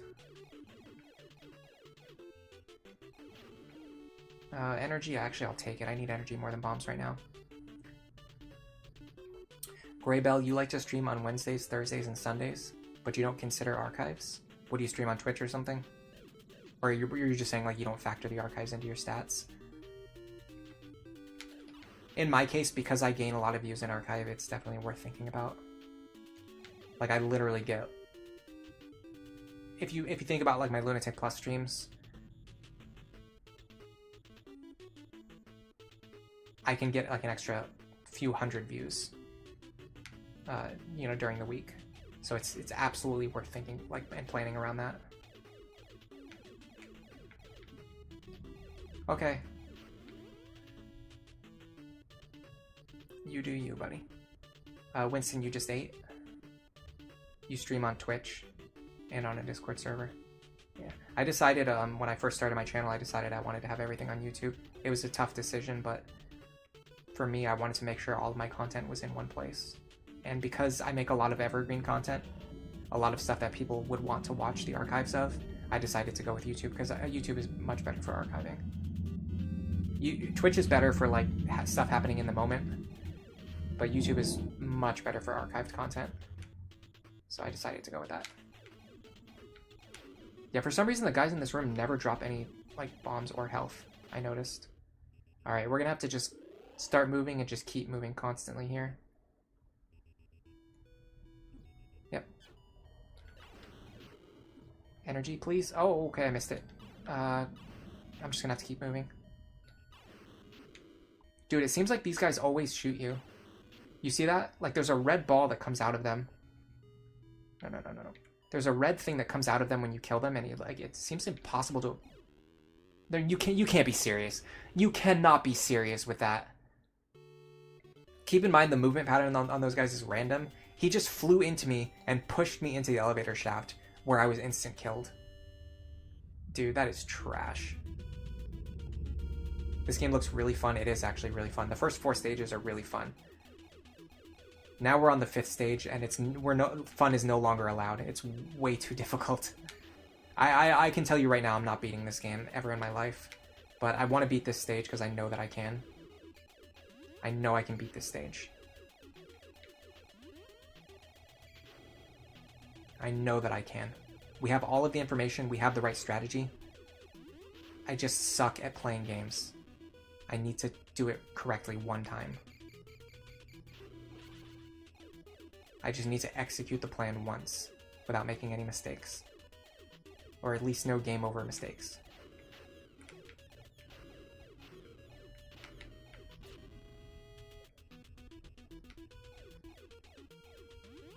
Give me that shield. And I've got a screen clear ready. Clear these guys, yes.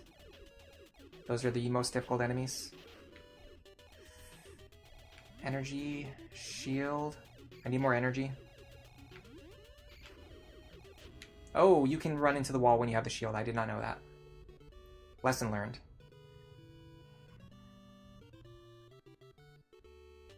Most of your viewers are living in the Filipinos. That's cool. The enemies are on a diet, but they can still eat a bomb. The Vomiteers can be nasty considering their unassuming appearances. I'm assuming you're talking about those balls. Is that what you're talking about when you call them Vomiteers? Because yeah, those are some of the most annoying ones. Honestly, the thing that makes them really annoying is their random flight pattern. It means you can't make a consistent plan for dealing with them. Or maybe you can, I can't. Somebody can. I'm sure a professional could do it. I'm not a professional. I'm a crap gamer, as we're learning. We're learning a lot of things today. Okay. We're learning a lot of things today, and one of the things we're learning is that I'm pretty crap at this game.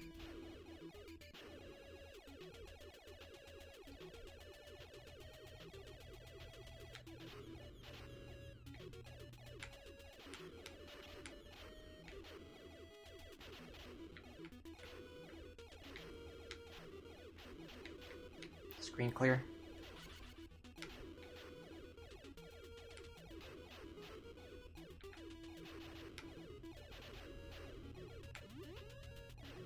See, this is why I hate the drops being random.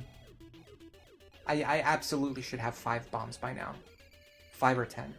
Not 0. It seems like these guys don't ever drop anything either, which sucks. Bombs? Yes, yes, yes, yes. Okay, I have the minimum amount of bombs. If I can get some more, I'll be happy. But if I can just get to the end of the stage, I have a winning attempt on my hands. Perfect. 10 bombs. 1,600 health. Alright, we're doing even... So this attempt, we have 200 extra health compared to last time, and we have enough bombs to win. They look like vomiting heads when they shoot those bullets downwards. I always thought they were balls and they were shooting like a stream of fire. Grey Bell, you think I'm not a crap gamer, but you think that I'm the type that recognizes patterns, whereas this game is more rewarding for reflexive players. Yeah. I mentioned earlier one of the reasons I'm very good at Bloodborne is because it rewards both strategy and execution. This game feels a little bit unbalanced. This game is not 50% strategy, 50% execution. This game is like 80% execution and like 20% strategy. So the stuff that I'm good at is not really what the game is testing. Only about 20% is what it's testing. Dude, I'd love to play some more Bloodborne, by the way. It's been a long time since I've streamed it. If there is any interest in a Bloodborne stream, I will probably stream it soon. I have the urge to play it. It's been too long. Not even just streaming it, but it's just been too long since I've even played it. I usually beat it at least once a year.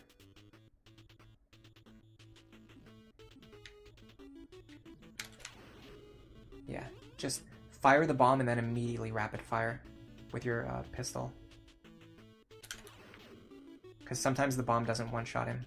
It seems like the hitbox from the flames is what actually deals the damage.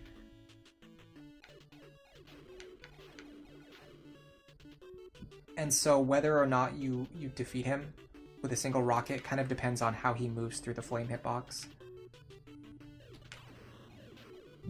You see how that one didn't kill him instantly? You would watch it? Me getting ready to do a Bloodborne stream, even if I only have 1 viewer.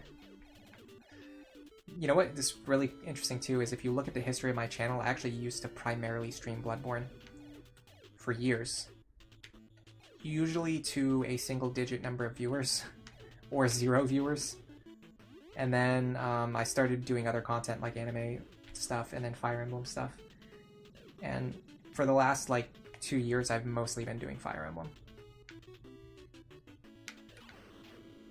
But my channel has always done like a variety. I've never been the type who just does one thing. I've always done a variety of things. But I will admit I've been very into Fire Emblem for the last 2 years. For good reason. I mean, it's been the most successful content on my channel by a wide margin. But I still do stream variety stuff from time to time, like we're seeing today. I'm playing this game. Air Fortress, also known as Kuchu Yosai.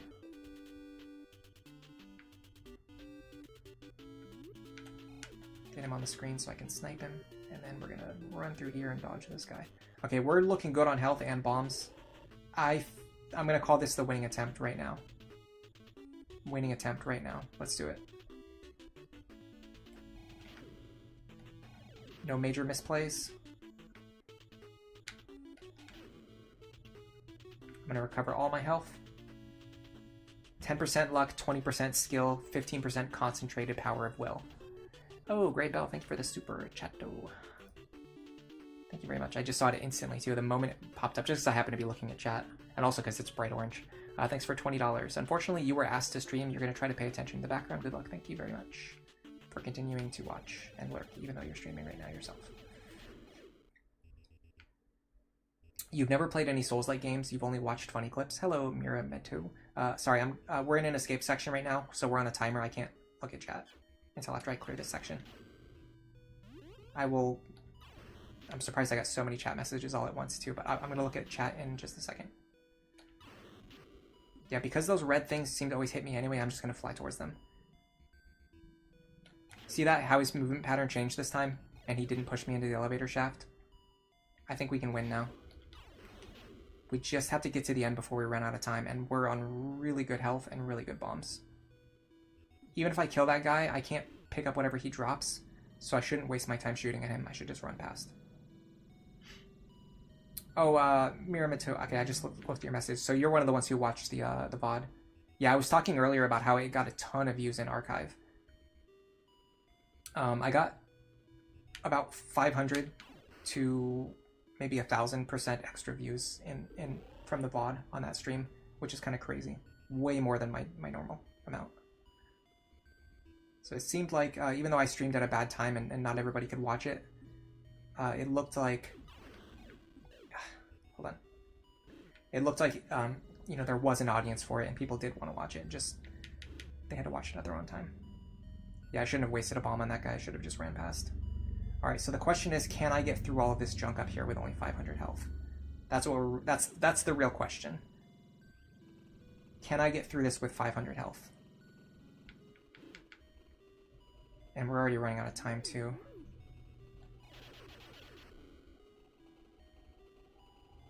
Go, go, go, go, go, go, go, go, go.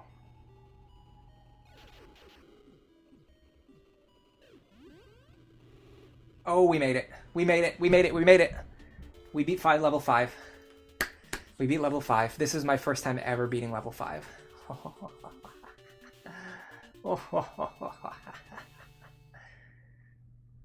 Let's just savor this victory. I'm approaching the 6th air fortress. Dude, that was so close. The astronaut reminds you of Among Us. Yeah, he kind of does. Snow Warning says, woo. I'm not looking at the game screen right now, so I'm just going to game over. I'm looking at chat. You've never played Souls-like games. You've only watched funny clips. Yeah, I highly recommend Bloodborne. I think it's a fantastic game. I think it's quite possibly one of the best games ever made, if not the best game ever made. Demon Souls, extremely good. I think Dark Souls is very underrated. Dark Souls 2 is very underrated. It did a lot of things that ended up being utilized in later Souls games and didn't really get credit for a lot of them. As popular as Elden Ring is, I think it borrowed a lot of things from Dark Souls 2 that nobody really kind of gives DS2 credit for. Although I will say that DS2 used to get a lot of hate, and it doesn't really get that much hate anymore. So there is that. It's just kind of not really talked about anymore. Like back in the day, it used to get a ton of hate.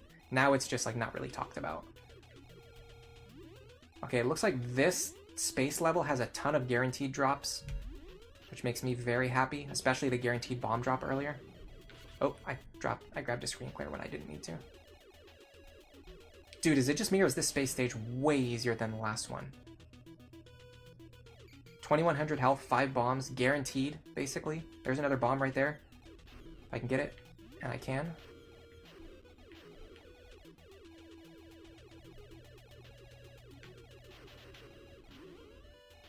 Gotta be careful, because as we learned, you can still fly into walls while you have the force field up.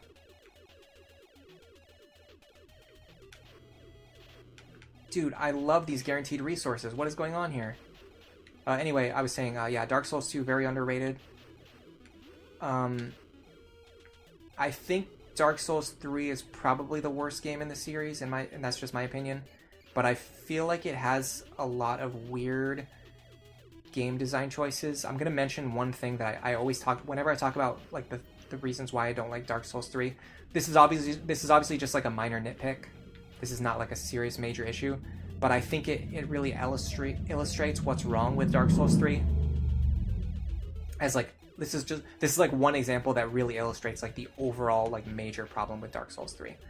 When you first get to the archives, there is a body on the ground with loot on it, and you walk up to the body and you loot it, right?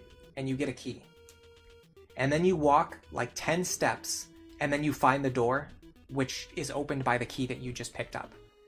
That is so wrong for so many reasons. Like, that is never what should happen in a Dark Souls or for, like, Souls-like exploration game. You should never find a key and then the door that it opens is literally 5 feet away from you, and there's no exploration. You just pick up the key and then you just go right there. And in general, what I'm trying to illustrate is that DS3 is a very linear game compared to the other Souls games, which is the thing that I don't particularly love about it. It has the least focus of exploration of any Souls game, in my opinion. And my favorite thing about the Souls games is the exploration. Dude, this is ridiculous, right? Like, everyone is seeing this, right?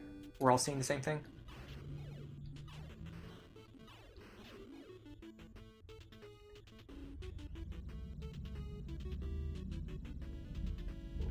Why would they put those guys there? Completely blocking the elevator exit.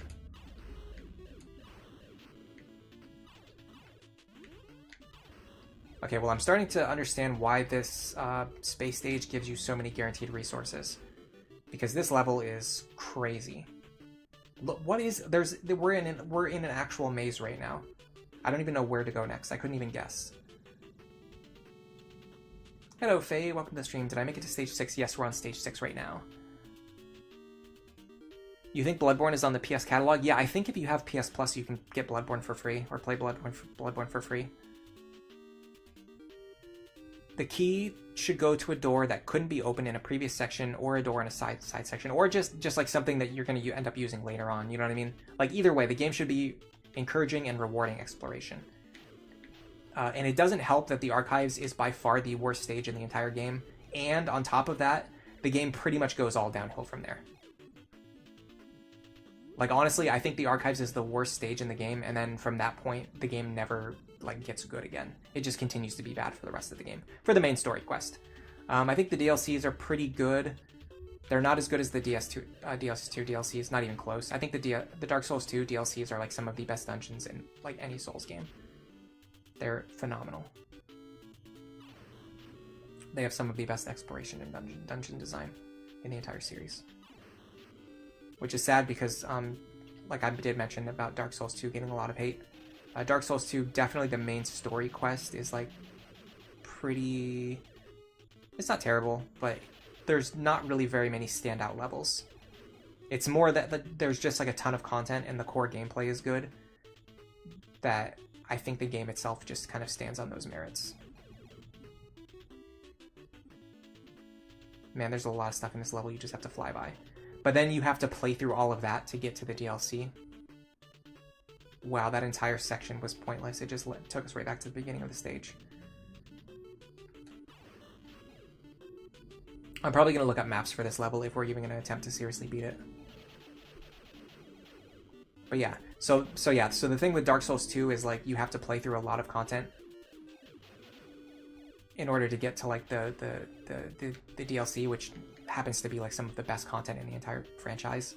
Whereas Dark Souls 3, even the DLC is like not really that good, and the main story content is like really bad.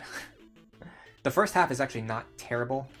The Swamp of Faerun is like pretty bad, but everything before that and even the stuff after it is like not that bad. But then once you get to the Archives is atrocious. Probably might be the worst level in any Souls game. And then after you get past it, it like never really gets good again from there. It's just a bunch of repeating the same thing. So what Dark Souls 3 does really badly, which I think Elden Ring has this problem too, not as bad, but get me back inside here, please.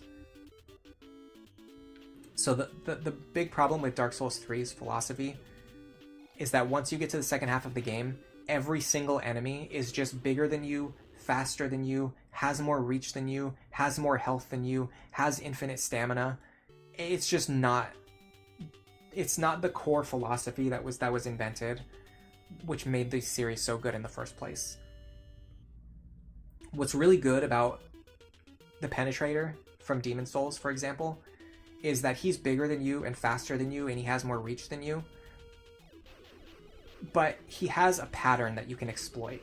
And he doesn't exactly have stamina, because in Demon's Souls they hadn't invented the concept of enemy stamina yet. But they did make it so that after he attacks a certain number of times, he always pauses to refresh. And that was important. That allowed you to fight him on even footing. Even though he's bigger than you and stronger than you, even though his weapon has more reach, and even though his attacks are technically faster, he has to stop. And you know, if you pay attention to his fighting style, you know when he's going to stop. So the way to beat the Penetrator is to wait for him to wait for those gaps in his offense and exploit them, and attack him at the moments when he's vulnerable. Dark Souls 3 took away the ability to do that. The enemies just attack constantly, and they just never stop attacking. They just have infinite combo chains, on top of the fact that they're bigger, faster, and stronger than you. So you have no way to make up for the difference in your strength, which is really unfortunate. And sadly, unfortunately, Elden Ring has a lot of enemies that do this too, which I don't love. Although I do think Elden Ring is a lot better than Dark Souls 3. I don't personally love open world games, so it's still not really my cup of tea compared to, say, Bloodborne, which is like my favorite game of all time. But I do think Elden Ring is a very well-made game, even if it wasn't made for me.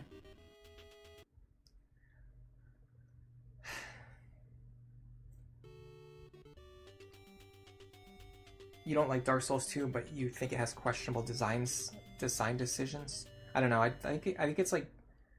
I think at its worst, I think Dark Souls 2 is mid. I think people just have like a lot of irrational hatred for it, because at the time when it came out, it was the first Souls game that wasn't directed by Miyazaki.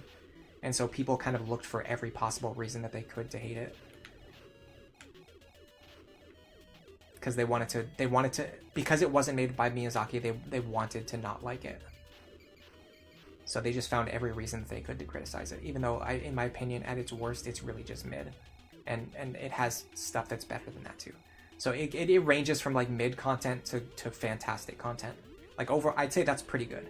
That's pretty good. If the worst sections of the game are just mid, I think that's like a really good place to be in as a video game. It's much worse if you have sections that are actively terrible and unfun to play, which I really don't think Dark Souls 2 has any sections that are actively terrible. Obviously, people can disagree. If you think that it has sections that are terrible, then by all means. Ooh, a nice shield right here. The problem with Dark Souls 3 is kind of what I mentioned before with the bad enemy design and the lack of focus on exploration.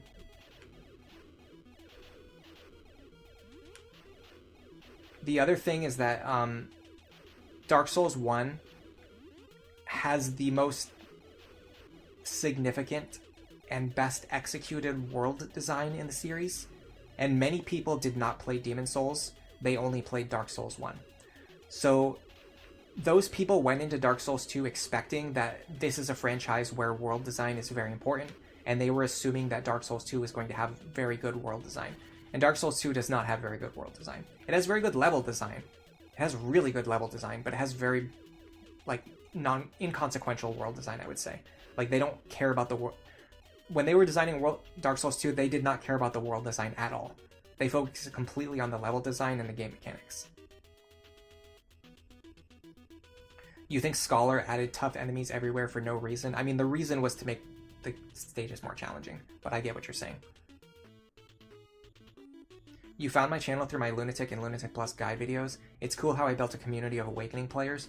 Yeah, I noticed that there wasn't really any Awakening content on YouTube, so I had a very strong... And I love the game. I didn't just do it just because I wanted views or anything, or because I knew that people would watch it. It's because I love the game, and I've been wanting to make Awakening videos for a while, and when I checked, I was like, there's like basically no Awakening content on YouTube, or really on the internet in general. Everyone just dismisses the game and says that it's impossible and not worth playing, right?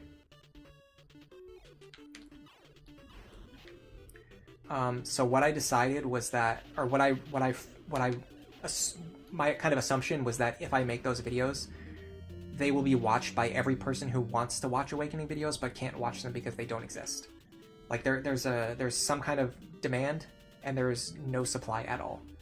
So if you look at supply and demand, there's at least some chance that the videos would do well. They definitely exceeded my expectations. They did even better than I thought they were going to do. But I had a feeling that they were going to perform at least decently well.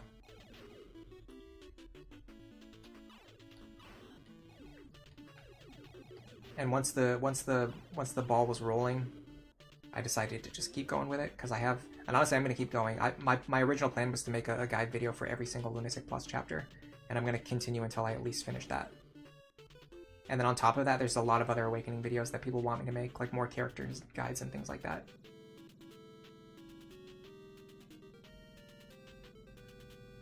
You played Dark Souls 3 with your friend, and he was a big fan of the series. I don't know. The interesting thing is I wouldn't really consider myself a big fan of the quote-unquote series. And that you can kind of get that from all the stuff that I just said. I wish I could say I was like a diehard Souls fan who kind of believes that FromSoft can do no wrong, but that's just not the case. Like, I think DS3 was a miss.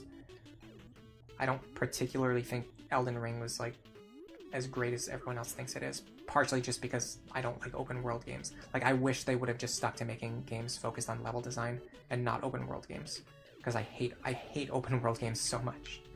The more I talk about them, the more I hate them.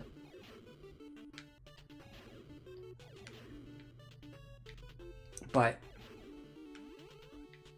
it is true that Bloodborne is one of my favorite games of all time. So, you know, they definitely deserve credit for that.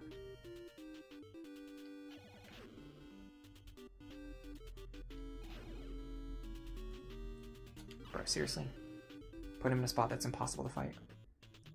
Faye, you do agree that the level design is great? See, like, that's the thing though. Like, for me, like, the level design is the most important thing. So once I acknowledge that the level design is great, it makes me think, like, hey, maybe this game is a little bit underrated.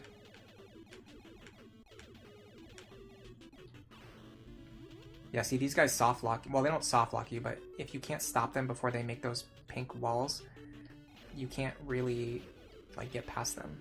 You have to just take damage. I don't know how to kill this guy. Maybe get up here.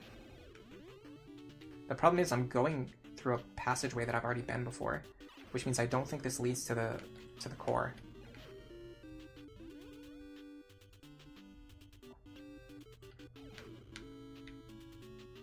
I always want to call this game Star Control, and it's absolutely not so. It's actually way different from Star Control. Star Control is like a strategy game. I don't know why I always say that. It's Air Fortress. Can I even get out of here? I don't think you can get out of here. Am I crazy? There's definitely no way out of here. Oh, never mind, you can get up here. This is ludicrous, by the way. Look at this crap. Let me out of here. There's a lot of nothing in Elden Ring. That's the perfect way to describe Elden Ring.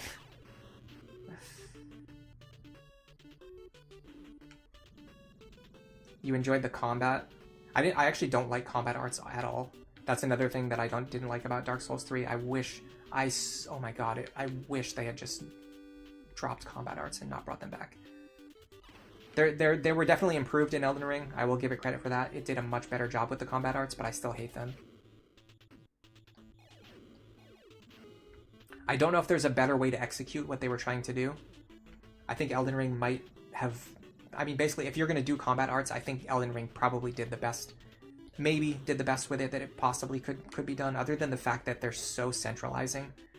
It's like, it almost feels like your weapon just has one button now in Elden Ring. Like, you just press the combat art button. There's no reason to do anything else. There's literally no reason to do anything else other than just press the combat art button. And it's really unfortunate. Your main attack moveset is really only important in PvP, and even then, the combat art is still the strongest thing to do.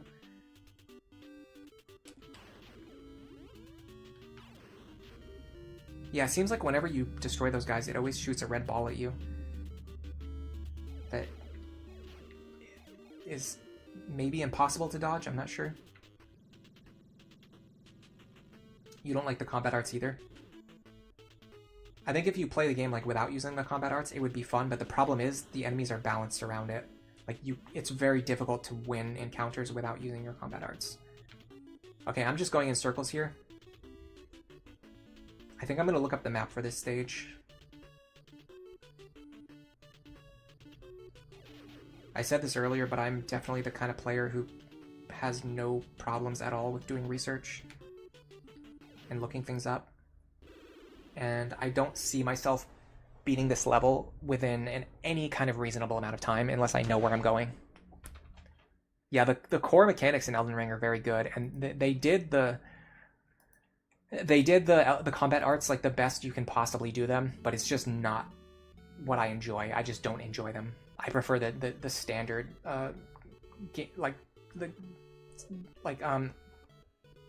in Bloodborne, you basically use if you're good at the game, if you're good at Bloodborne, you basically want to use every button on the controller. You want to use L1, L2, R1, and R2. And you have a varied moveset, which is a lot of your attacks also change depending on your positioning and your movement and things like that too. So you normally have like between 5 and 10 attacks with every weapon that all have different use cases. They can hit from different angles. It's very similar to like a fighting game. Bloodborne's combat design is very similar to a fighting game.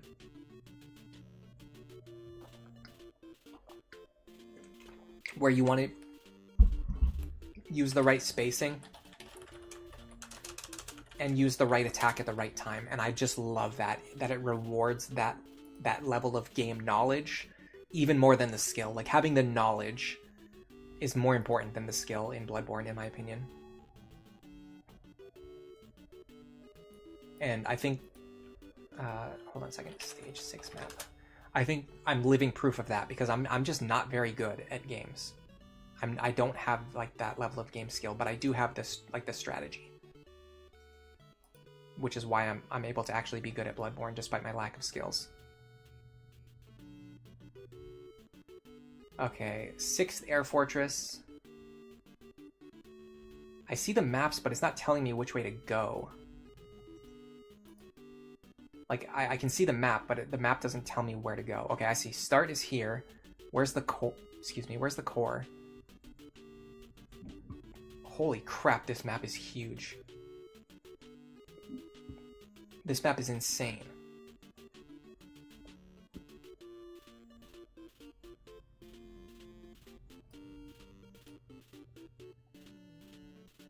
Is there a map? Like, I don't want a map of the fortress. I want a map of the fortress that tells me where to go.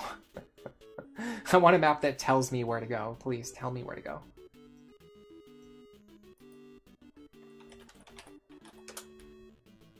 Like, I want a map with an arrow drawn on it.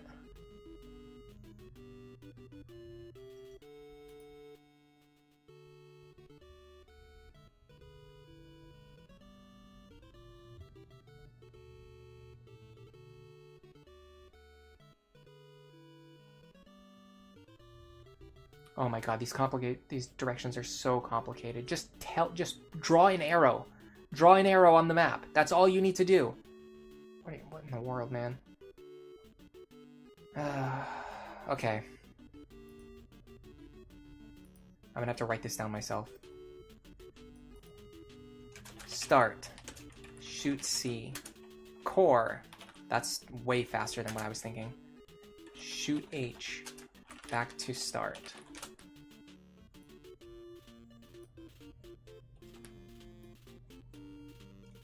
Shoot B. Escape. Yeah, so we definitely went way out of our way from where we need to go. Because we went through a bunch of things and we didn't even find the core. Never mind. Those directions made it sound way more simple than it actually is.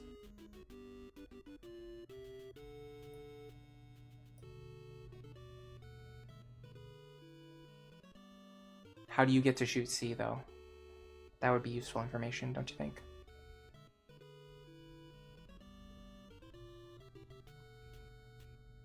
Dude, these maps are impossible to read. How is it possible that there's no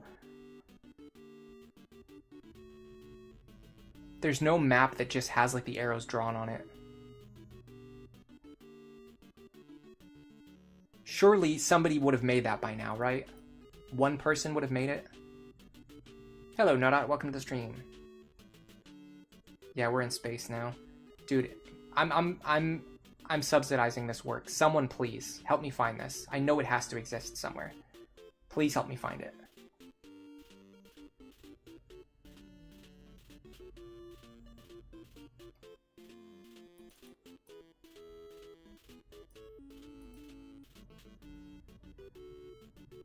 There has to be some page somewhere on the internet where someone has drawn arrows on these maps.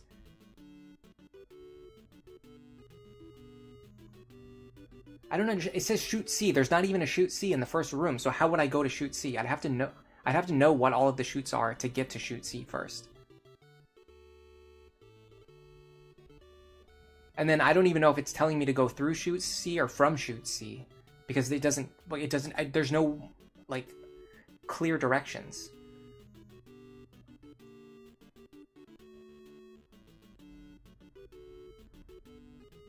Take the elevator down. Destroy the 2 hopping guys. Elevator down, go left.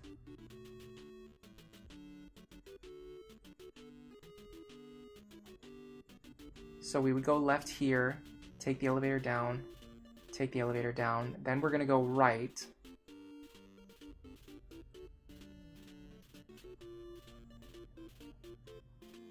I can't believe how complicated these directions are.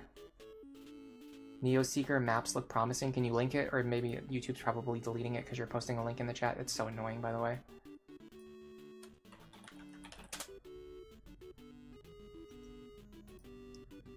Air Fortress maps and charts. Level 6 map. Yes, and it has an arrow drawn on it. Thank you so much. Absolutely insane that it took so long to find this.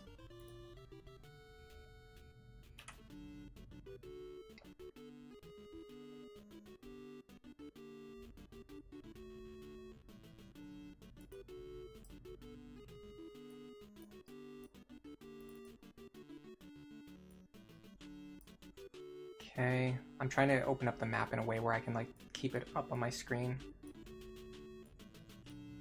Here we go. Right now the only place for me to put it is in front of my chat, which I don't want to do. Let's see if I can find a better spot. Thank you so much, Snow Warning. That was a great call out. Okay. I need to move my setup around a little bit. Unfortunately, this puts... either one way or the other, I'm blocking chat, which I don't like. Awakening was one of your favorite games growing up. You could never figure out lunatics, so when I came out with the guides, you had to give it another try. Yeah, I'm really glad that so many people eventually actually tried Awakening because of my videos. I get those kind of comments a lot, and it actually makes me really happy because when I've played Awakening, and especially when I started Lunatic Plus, I personally felt like there were no actual guides, no useful guides anywhere on the internet that help you with understanding how to beat the game. And it created this mentality where everyone believed that the game mode was just impossible or unfairly designed or badly designed, and they didn't even bother trying to figure it out. And once I figured it out for myself, I really wanted to share it with other people because I wanted other people to be able to play it and enjoy it too. Like, not just to say like, oh, you guys are wrong, ha ha ha, I was right. Like, or, like, I'm smart, I figured it out, you couldn't. Like, that's not my goal at all. My goal is that I wanted other people to also be able to play it and enjoy it. And I really feel that I actually accomplished that in the end, because I get those comments all the time now, and it feels really good. Because I do think the game is really great, especially, I really think Lunatic and Lunatic Plus are really well designed. I think they challenge the player in a specific way that a lot of other strategy games don't really successfully challenge the player. That being your overall game knowledge and your ability to adapt, as opposed to, I feel most strategy games only test the player's ability to memorize like a specific set of moves to get through a specific situation. Especially Fire Emblem has that, is really bad with that. Like most Fire Emblem games, if you just memorize like a specific set of moves, you can always win the situation by doing the same moves every time.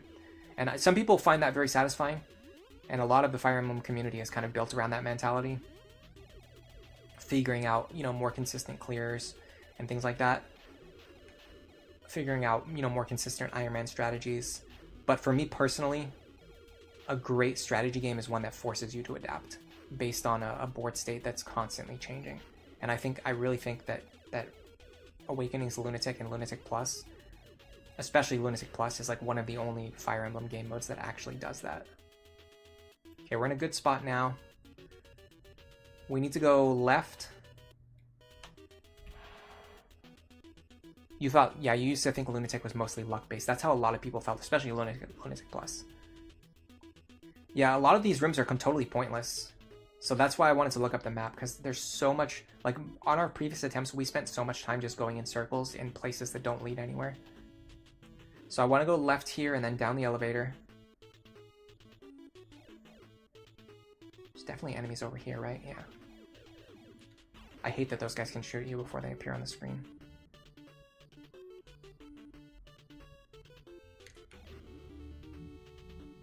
Now we go here, we're gonna go down. There's gonna be two guys in here who are gonna be spamming bullets.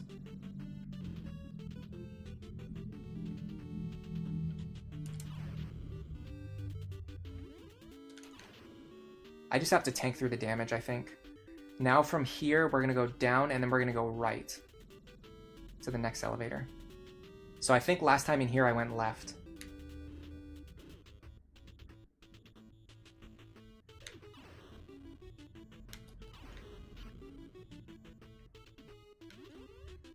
Yeah, it feels like there's so many situations in this map where you just have to take the damage.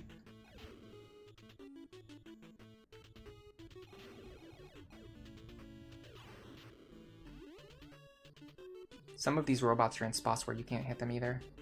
Okay, so if we go down here, then we're gonna go around the loop and we're gonna go all the way to the right and then I think down. And I think we should see the escape pod on our way out here.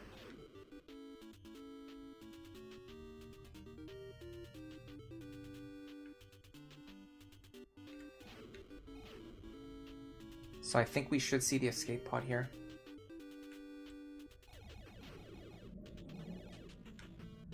I need to get rid of this guy.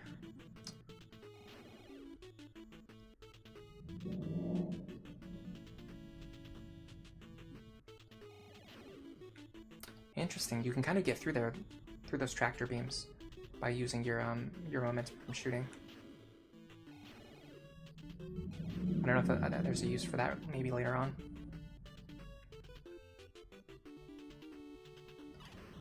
You see that? There's always that red ball that comes out of those things when you defeat them.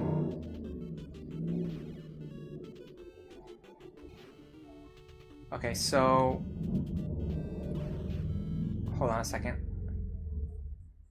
Where am I right now? I just went around the loop. It looks like when I'm trying to escape, I'm supposed to go through this chute, but I don't know. I don't necessarily know where that leads after we go through it. Do I go through that, or do I come from that later? I'm not sure. I'll have to figure out later. But it seems like this chute is going to be important later.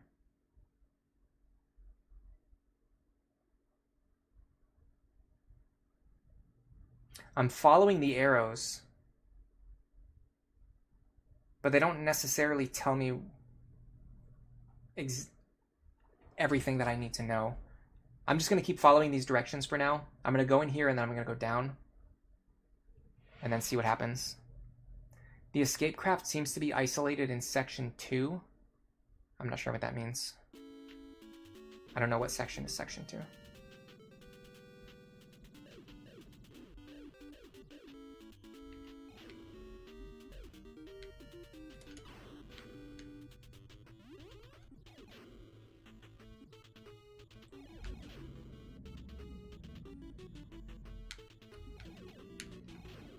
Dude, this is clown-like game design.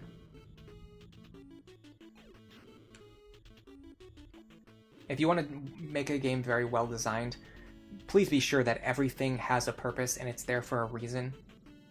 don't just have 80,000 bullets randomly flying at the player, homing projectiles from every direction.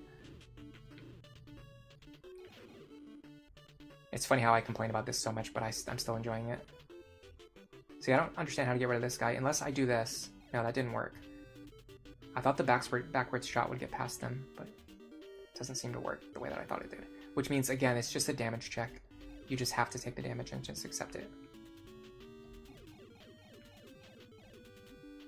I'd actually rather be closer to these guys so I can hit them more.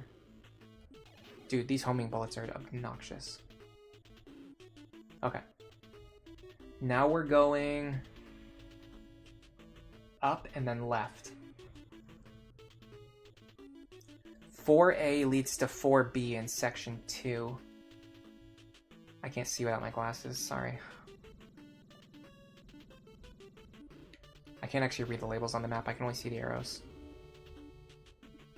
Big part of the reason why I wanted a map with arrows. I'm supposed to go left here. Really?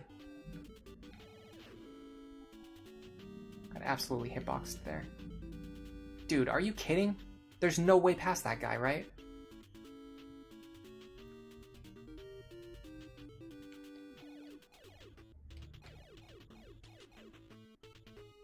This is crazy. This is absolutely crazy.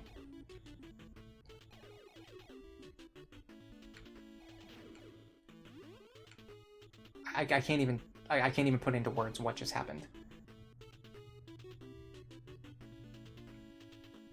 Alright, so this maybe leads to the core. Certainly leads to something. Just noticed that tractor into the last possible second.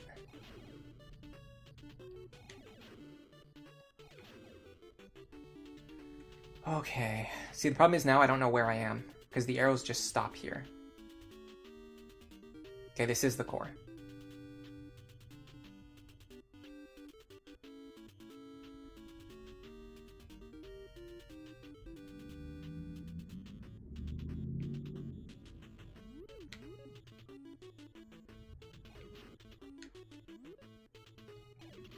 Surprisingly, much easier to destroy this core than the last one.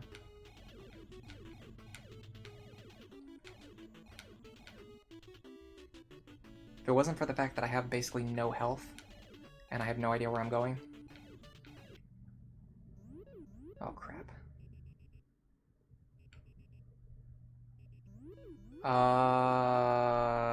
What?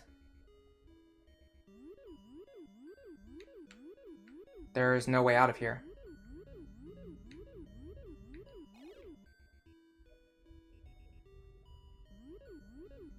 There's no way out of here.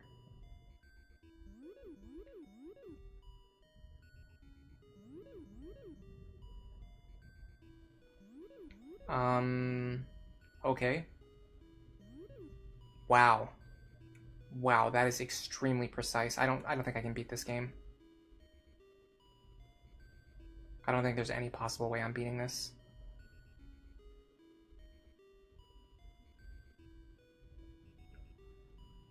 Do you see how long it took me to get out of there? Okay, so now I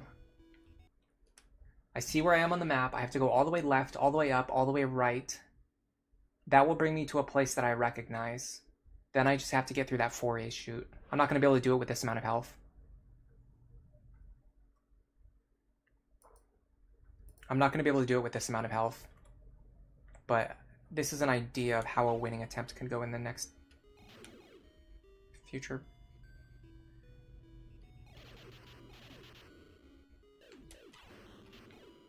If I could somehow...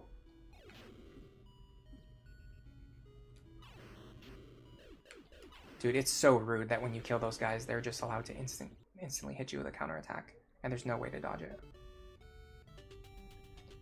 This feels beatable, honestly. This feels beatable. This actually feels, in my opinion, and maybe, obviously, the fact that we used a map is helping us.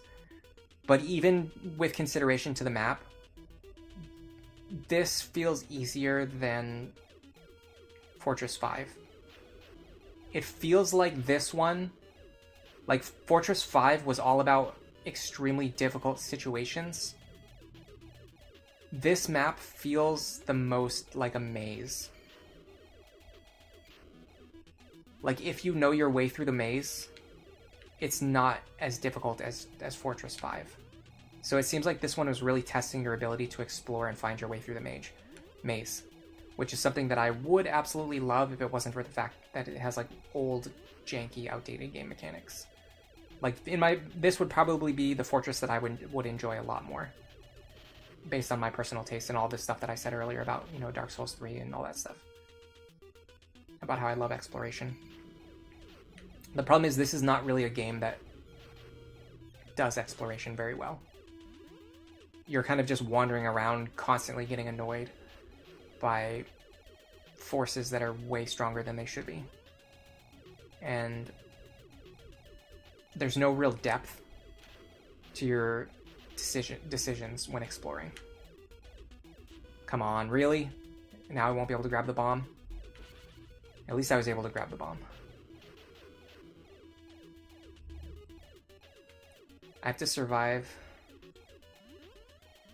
I definitely have one more good attempt in me. After that, we'll see. I don't think I'm beating this game. Certainly not today. Probably not ever. I think whatever I accomplish today, I'm just going to accept that that's my limit.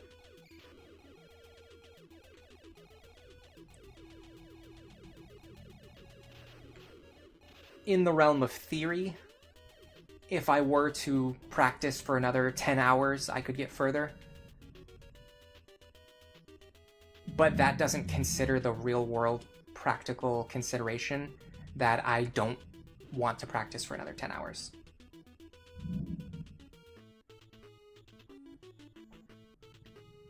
Five to 7 years ago, everyone was still doing Frederick only challenges, or not even challenges, just like runs that are focused entirely on Frederick.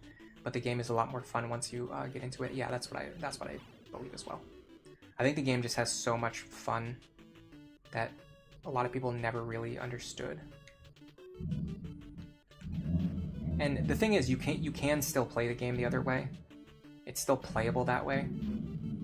I just feel like a lot of people played it that way and then complained. Like, they would play it a certain way and then complain, like, oh, it's not fun because you have to do this. And it's like, well, you don't have to do it. You're choosing to do it and then complaining about it. That's what always rubbed me the wrong way, personally. Aaron Moore, welcome to the stream. This game has always creeped you out. Oh, so you've played this before. Cool. Yeah, this is definitely on the realm of, like, scary games. The idea of flying through this, like, terrifying space, constantly being harassed by enemies that are unfairly designed to punish every single thing you could ever potentially want to do.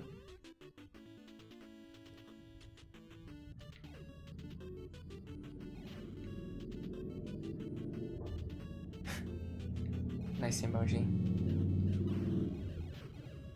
What's the squid for? Or octopus, I should say.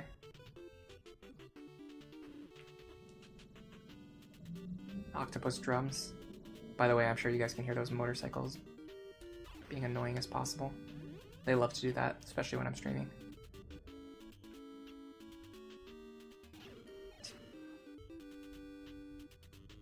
Used to rent it back in the 80s. You're very old. No worries. Time is linear. We don't get to choose how old we are. We just keep aging. I think I'm just gonna run past that one. Could be a misplay.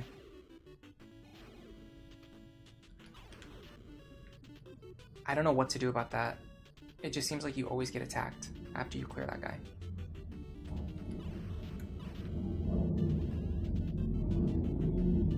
It'd be great if the enemies, like some enemies, you have to take damage in order to get past them. It would be great if those enemies actually dropped health every time. Rocktopus is your spirit animal. He'd probably be very good at the drums now that I think about it.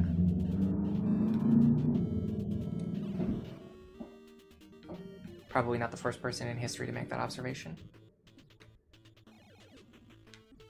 Let's go.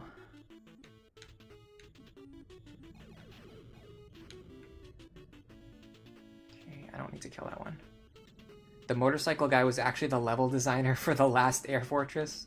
You mean Fortress 5, the horrible one? Actually, yeah, Fortress 5 is the horrible one. This one's really not as bad as Fortress 5, honestly. It's weird, it has like even more annoying enemies, so you'd think it would be worse.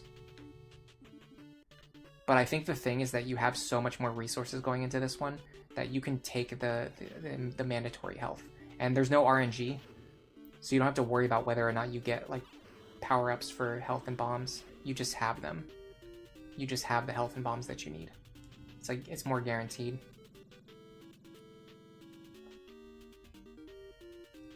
You are one of 1,000 lowly acolytes. Dude, I want to play some Dungeons & Dragons games, especially like a Dungeons & Dragons game. Playing the actual tabletop game is cool too, but I actually prefer homebrew stuff more than I like D&D. But there are no like games based on, you know, the homebrew stuff that I've played. But there are a lot of games based on D&D. And some of them are really fun.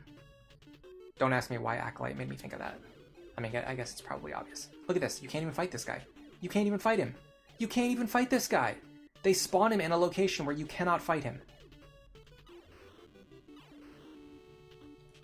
I can at least hit him with the bomb when he's near the wall.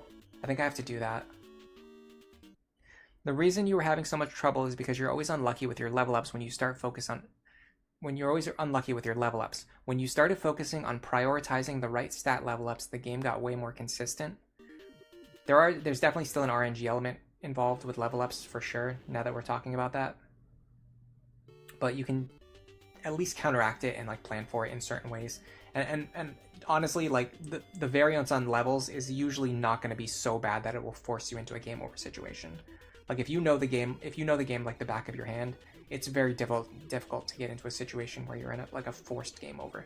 The only time it happens to me is when I'm doing Iron Man Lunatic Plus runs. So at the very, very highest level of difficulty, where I don't allow myself to reset at all, it is possible to get unlucky enough to the point where it can, you know, completely doom my run. But outside of that very specific circumstance, typically level up variance is not going to cause any like soft lock problems in Awakening. Even Lunatic, if you get bad level ups, you'll still probably be fine. You just might have to rely on characters that maybe you didn't want to use. Which reminds me, I want to get back to the No Frederick challenge very soon.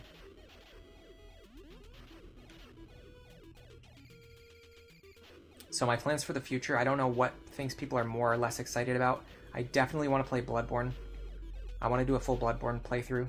I might try to do like 1 or 2 streams where I just like beat the game as fast as possible. I've never actually done that really, not on stream before. I played through the game quickly when I was testing things or grinding things, but I've never done like an on-stream, like very fast run. I wouldn't call it a speed run because I'm definitely not a speed runner. I don't know any of the tech or any of the tricks that would be required.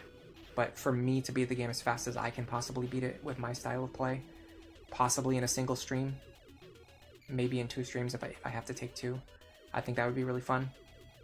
I want to finish grinding my Lunatic Plus stuff off stream and then get back to doing those post-game Lunatic Plus streams. I want to get back to the No Frederick challenge. I want to get back to the Iron Man challenge. I want to stream Birthright, and I want to stream Revelations. And that's just the Fire Emblem stuff. There's also a lot of other games that I want to play, like we talked about Tales of Phantasia before. You want me to stay away from the NES Dungeons & Dragons games? Yeah, the NES ones aren't very good, but there are a lot of good ones, like newer ones that came out after that. You've played tabletop RPGs which have video games, but it always felt weird seeing the mechanics of the world truncated to fit the video game mold. You think Baldur's Gate 3 did it better, but you're still not a D&D guy.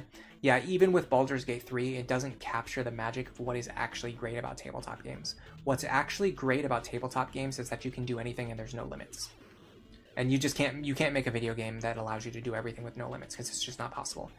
You would literally have to put infinite code into it, and that's not possible. You can't write infinite code. So whatever limited amount of events get put into the game, that's what the player is limited to doing.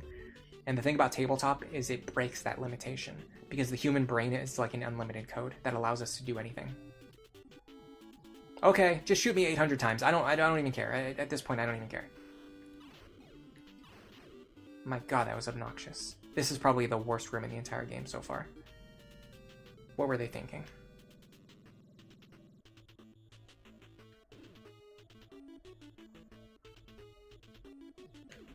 This room's pretty bad too. The way those enemies are set up, it just makes it so hard to fight them.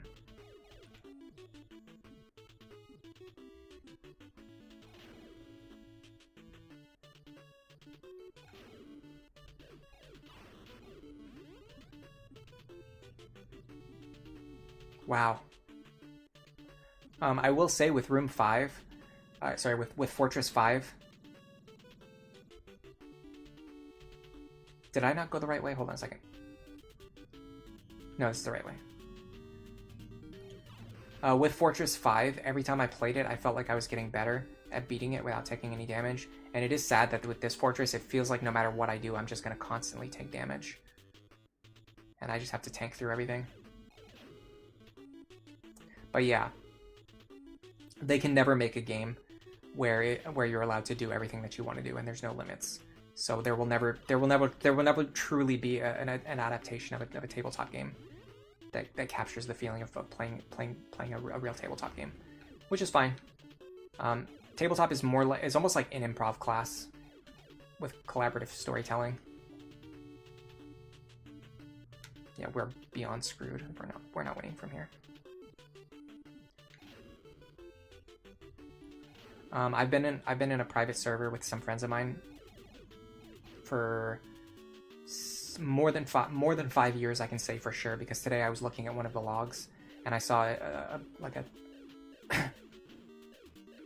something that happened like 5 years ago that was relevant to the story that we're telling today, which we all thought was really cool.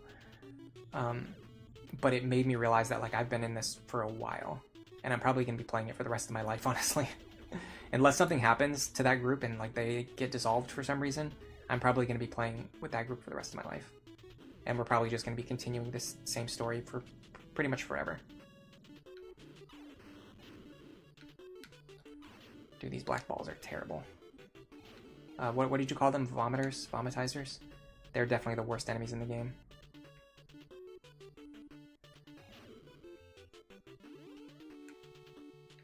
I wish there was a place to farm resources like in Kid Icarus. Like, I was able to get past Kid Icarus just because you can farm resources in that game. So, like, if your health is low, you can just stand in one spot forever and just keep farming health. Or just keep farming a bunch of hearts so you can buy the items that you need. Actually, I can't remember if it's possible to farm health, but it's definitely possible to farm, like, money to buy the items that you want or need.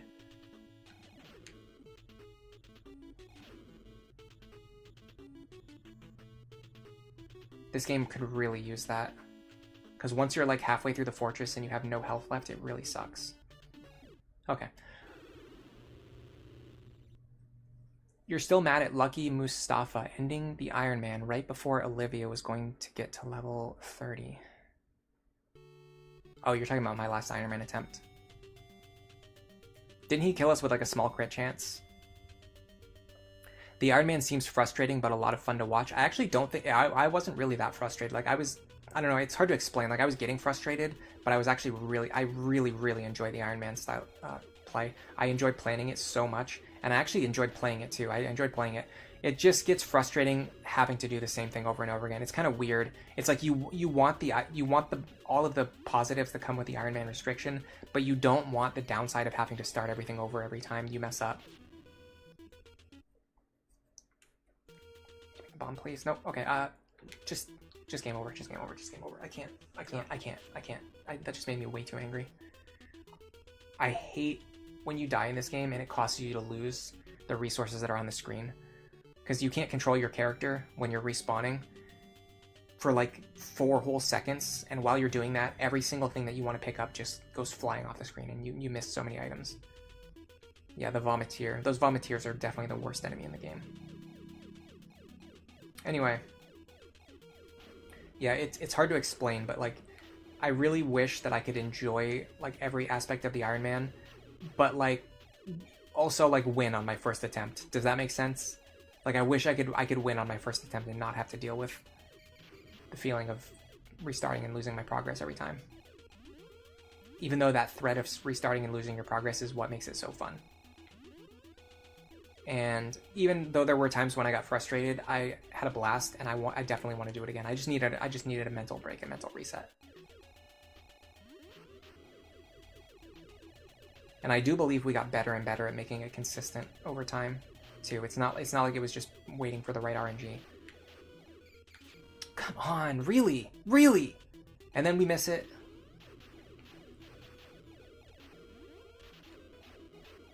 Definitely win from here. I'd like a few more bombs. More health would be great. I need those guaranteed bombs. Those guys up there don't even drop anything.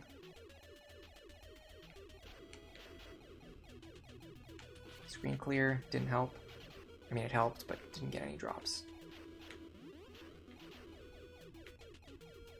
See how sometimes they fly through my shots? If I was using the mashing strategy, I think that wouldn't work. It wouldn't happen as often. But man, that is a tough call.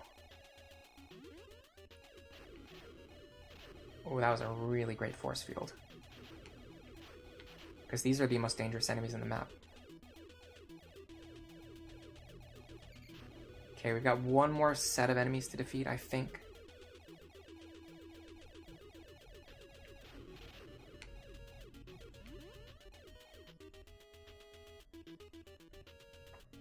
Watching the Iron Man streams is like watching a mighty hero take on his grandest challenge.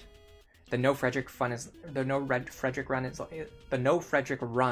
is a lot of fun to watch too. Thank you very much. I actually really enjoy that run too, but I think that one is surprisingly a lot more frustrating.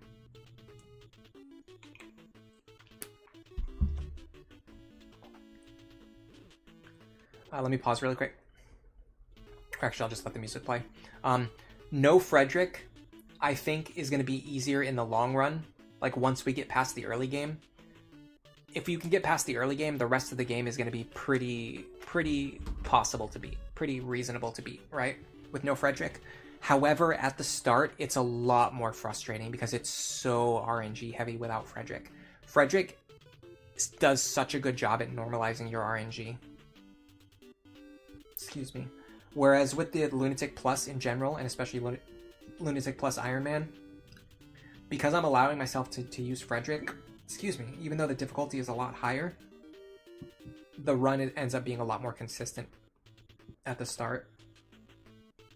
So I don't have to reset as often, so it's not as frustrating. Alright, real talk, I think this is going to be my last attempt. I would love to beat this fortress, but I just don't see myself doing it without spending at least another 3 hours. And I'm not spending another 3 hours on this. I just won't do it. I refuse. You can't make me. Can I please snipe this guy? In fact, my eyes are starting to hurt, and I have pretty bad problems with sensitivity in my eyes. So I don't want to stream for much longer today. My voice is actually doing okay.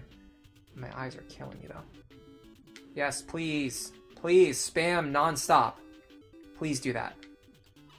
Yeah, alright, just get me out of here. Please get me out of here. Please, never ever put me in that room ever again. I love the fact that I'm never going to have to go in that room ever again. I'm never playing this game again in my life, by the way. After today, I'm never playing this game again. Really fun, but I cannot. It's just, I'm not good enough at the game to play it. Look at this crap. Look at that.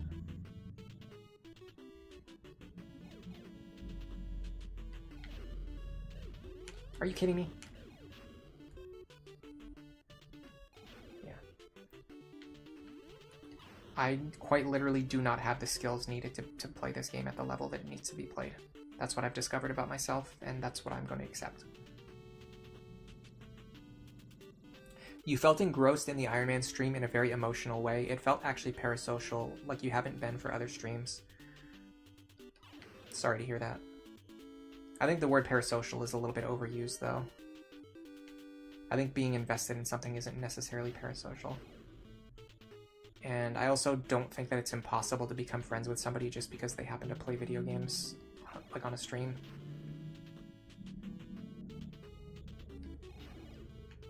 I think if you're like imagining that you're friends with someone who you don't know, that's definitely being parasocial.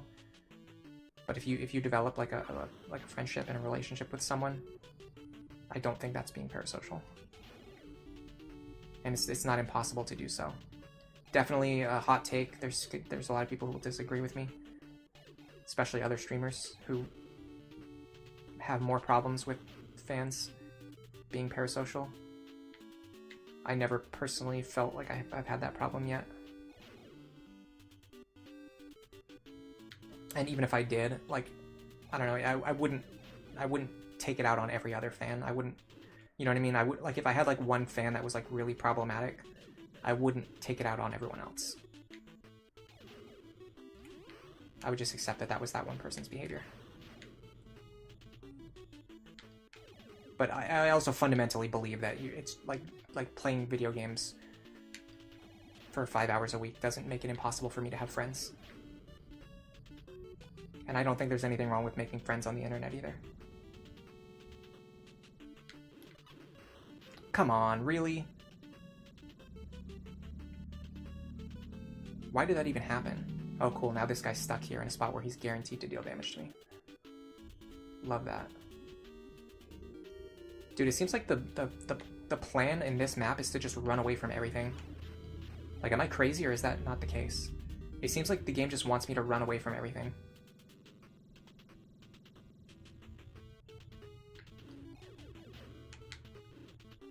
Okay.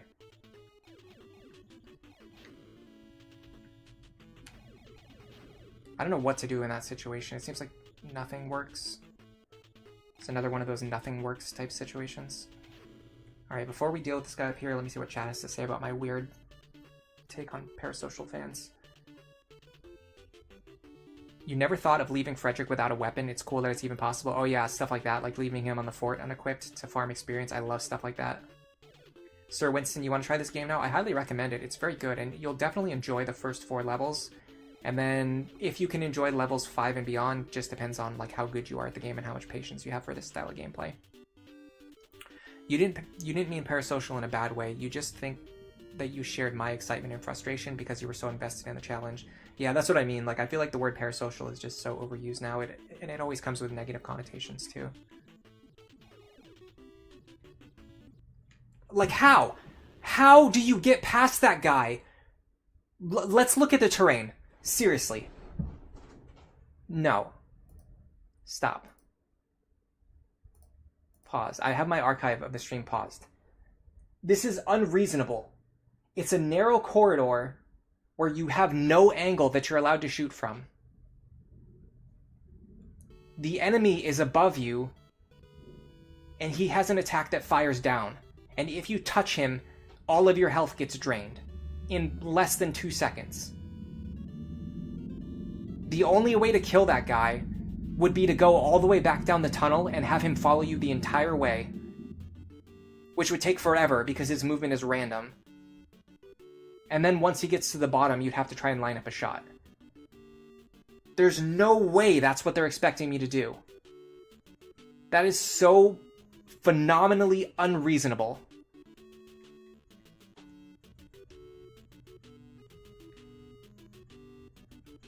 You have good friends from the internet that you rarely see in real life. And for some people, it's easier to make friends on the internet. Yeah, I agree with both of those statements. I actually have a really good friend. Well, we met on the...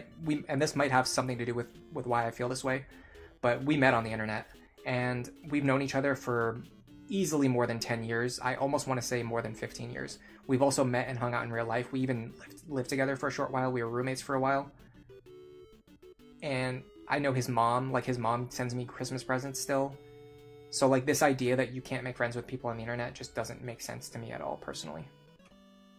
It feels like an energy tax to kill them quickly. No, that's not even the case. That's the thing, Snowboarding. That's what I was trying to do. If you fly into him, his hitbox is solid, so you can't fly through him and shoot him. But he constantly keeps dealing damage to you while pushing you back down into the tunnel.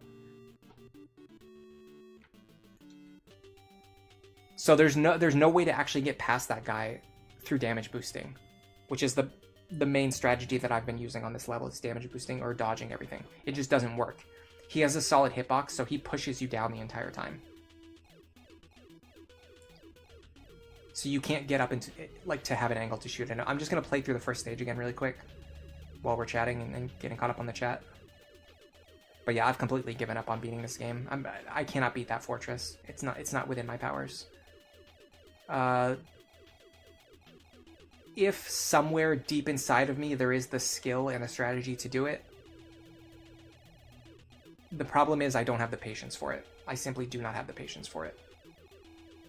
I will never have the amount of patience required to beat that level. Not happening. I won't do it. I will not spend any more time playing that level. That one room with the 2 jumpers that fill the room with bullets while you're still inside the elevator, and there's no way to come outside of the elevator. And their bullets are also solid too, by the way. So when you get hit by those bullets, it pushes you back. Oh, that was a bad clear. I'm never going in that room again in my entire life. I will never do that again. I'm telling you right now. I wish I could beat this game. I wish I could say that I beat it. It's not happening. I would love to see someone else beat it. In fact, we're gonna look for that. Let's look for that. Let's look for someone who has actually beaten this game. I will absolutely give them a shout out. Because whoever has beaten this game deserves the views. Even more than I do. Let's beat this stage first really quick.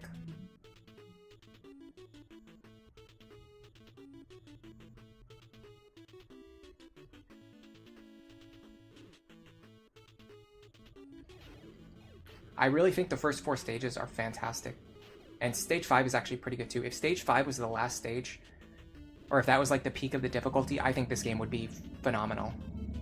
But stage 5 is like just barely teasing on the line of like, okay, this is too much. Like, this isn't fun anymore. This is too much. And then stage 6 just takes it even further. You want to see someone beat it now too? Yeah. You think if I reached that room 20 years earlier, maybe I would eventually be able to beat it, but now it's too late for me. That's a good way to put it, but honestly, I don't think I would ever be able to beat this. 20 years, well, not 20 years ago. Whenever I played this game last, I don't remember when it was. It was probably closer to like 15 years ago. But either way, whenever I originally played the game, I stopped on stage 4. I couldn't even get past stage 4. So it's very clear that whatever we're doing now, like I'm not gonna get any better at games than I am right now. I can tell you that. My hands are just gonna get worse over time. My eyesight's gonna get worse over time. My reaction's gonna my mental ability and my reaction timing is gonna get worse over time. It doesn't get better from here, it only gets worse.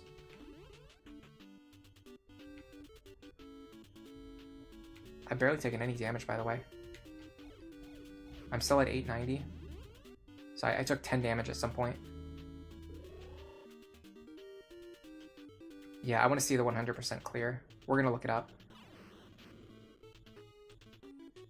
I don't know if restreaming it is a good idea. I think streaming other people's content is not a great thing to do, especially without their permission.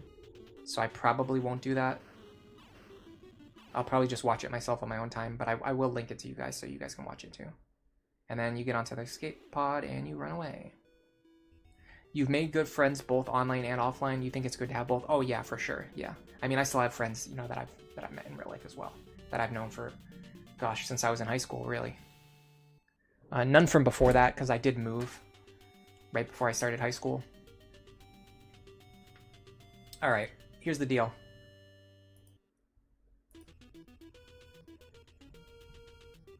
Let's hit reset. I'm going to look for a 100% clear. And I'm going to share it with you guys.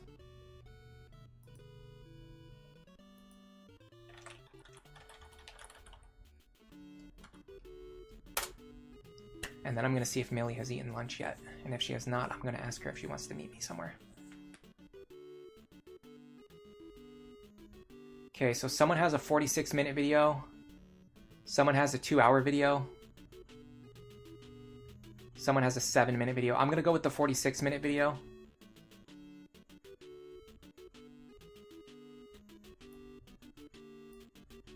This probably shows like a good start to finish clear.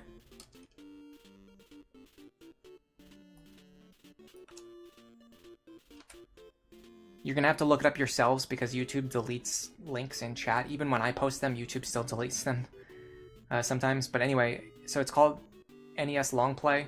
The channel is World of Long Plays. The video is called NES Long Play 819 Air Fortress. This is a 46-minute clear. It's probably just them beating the game from start to finish without any deaths or anything like that.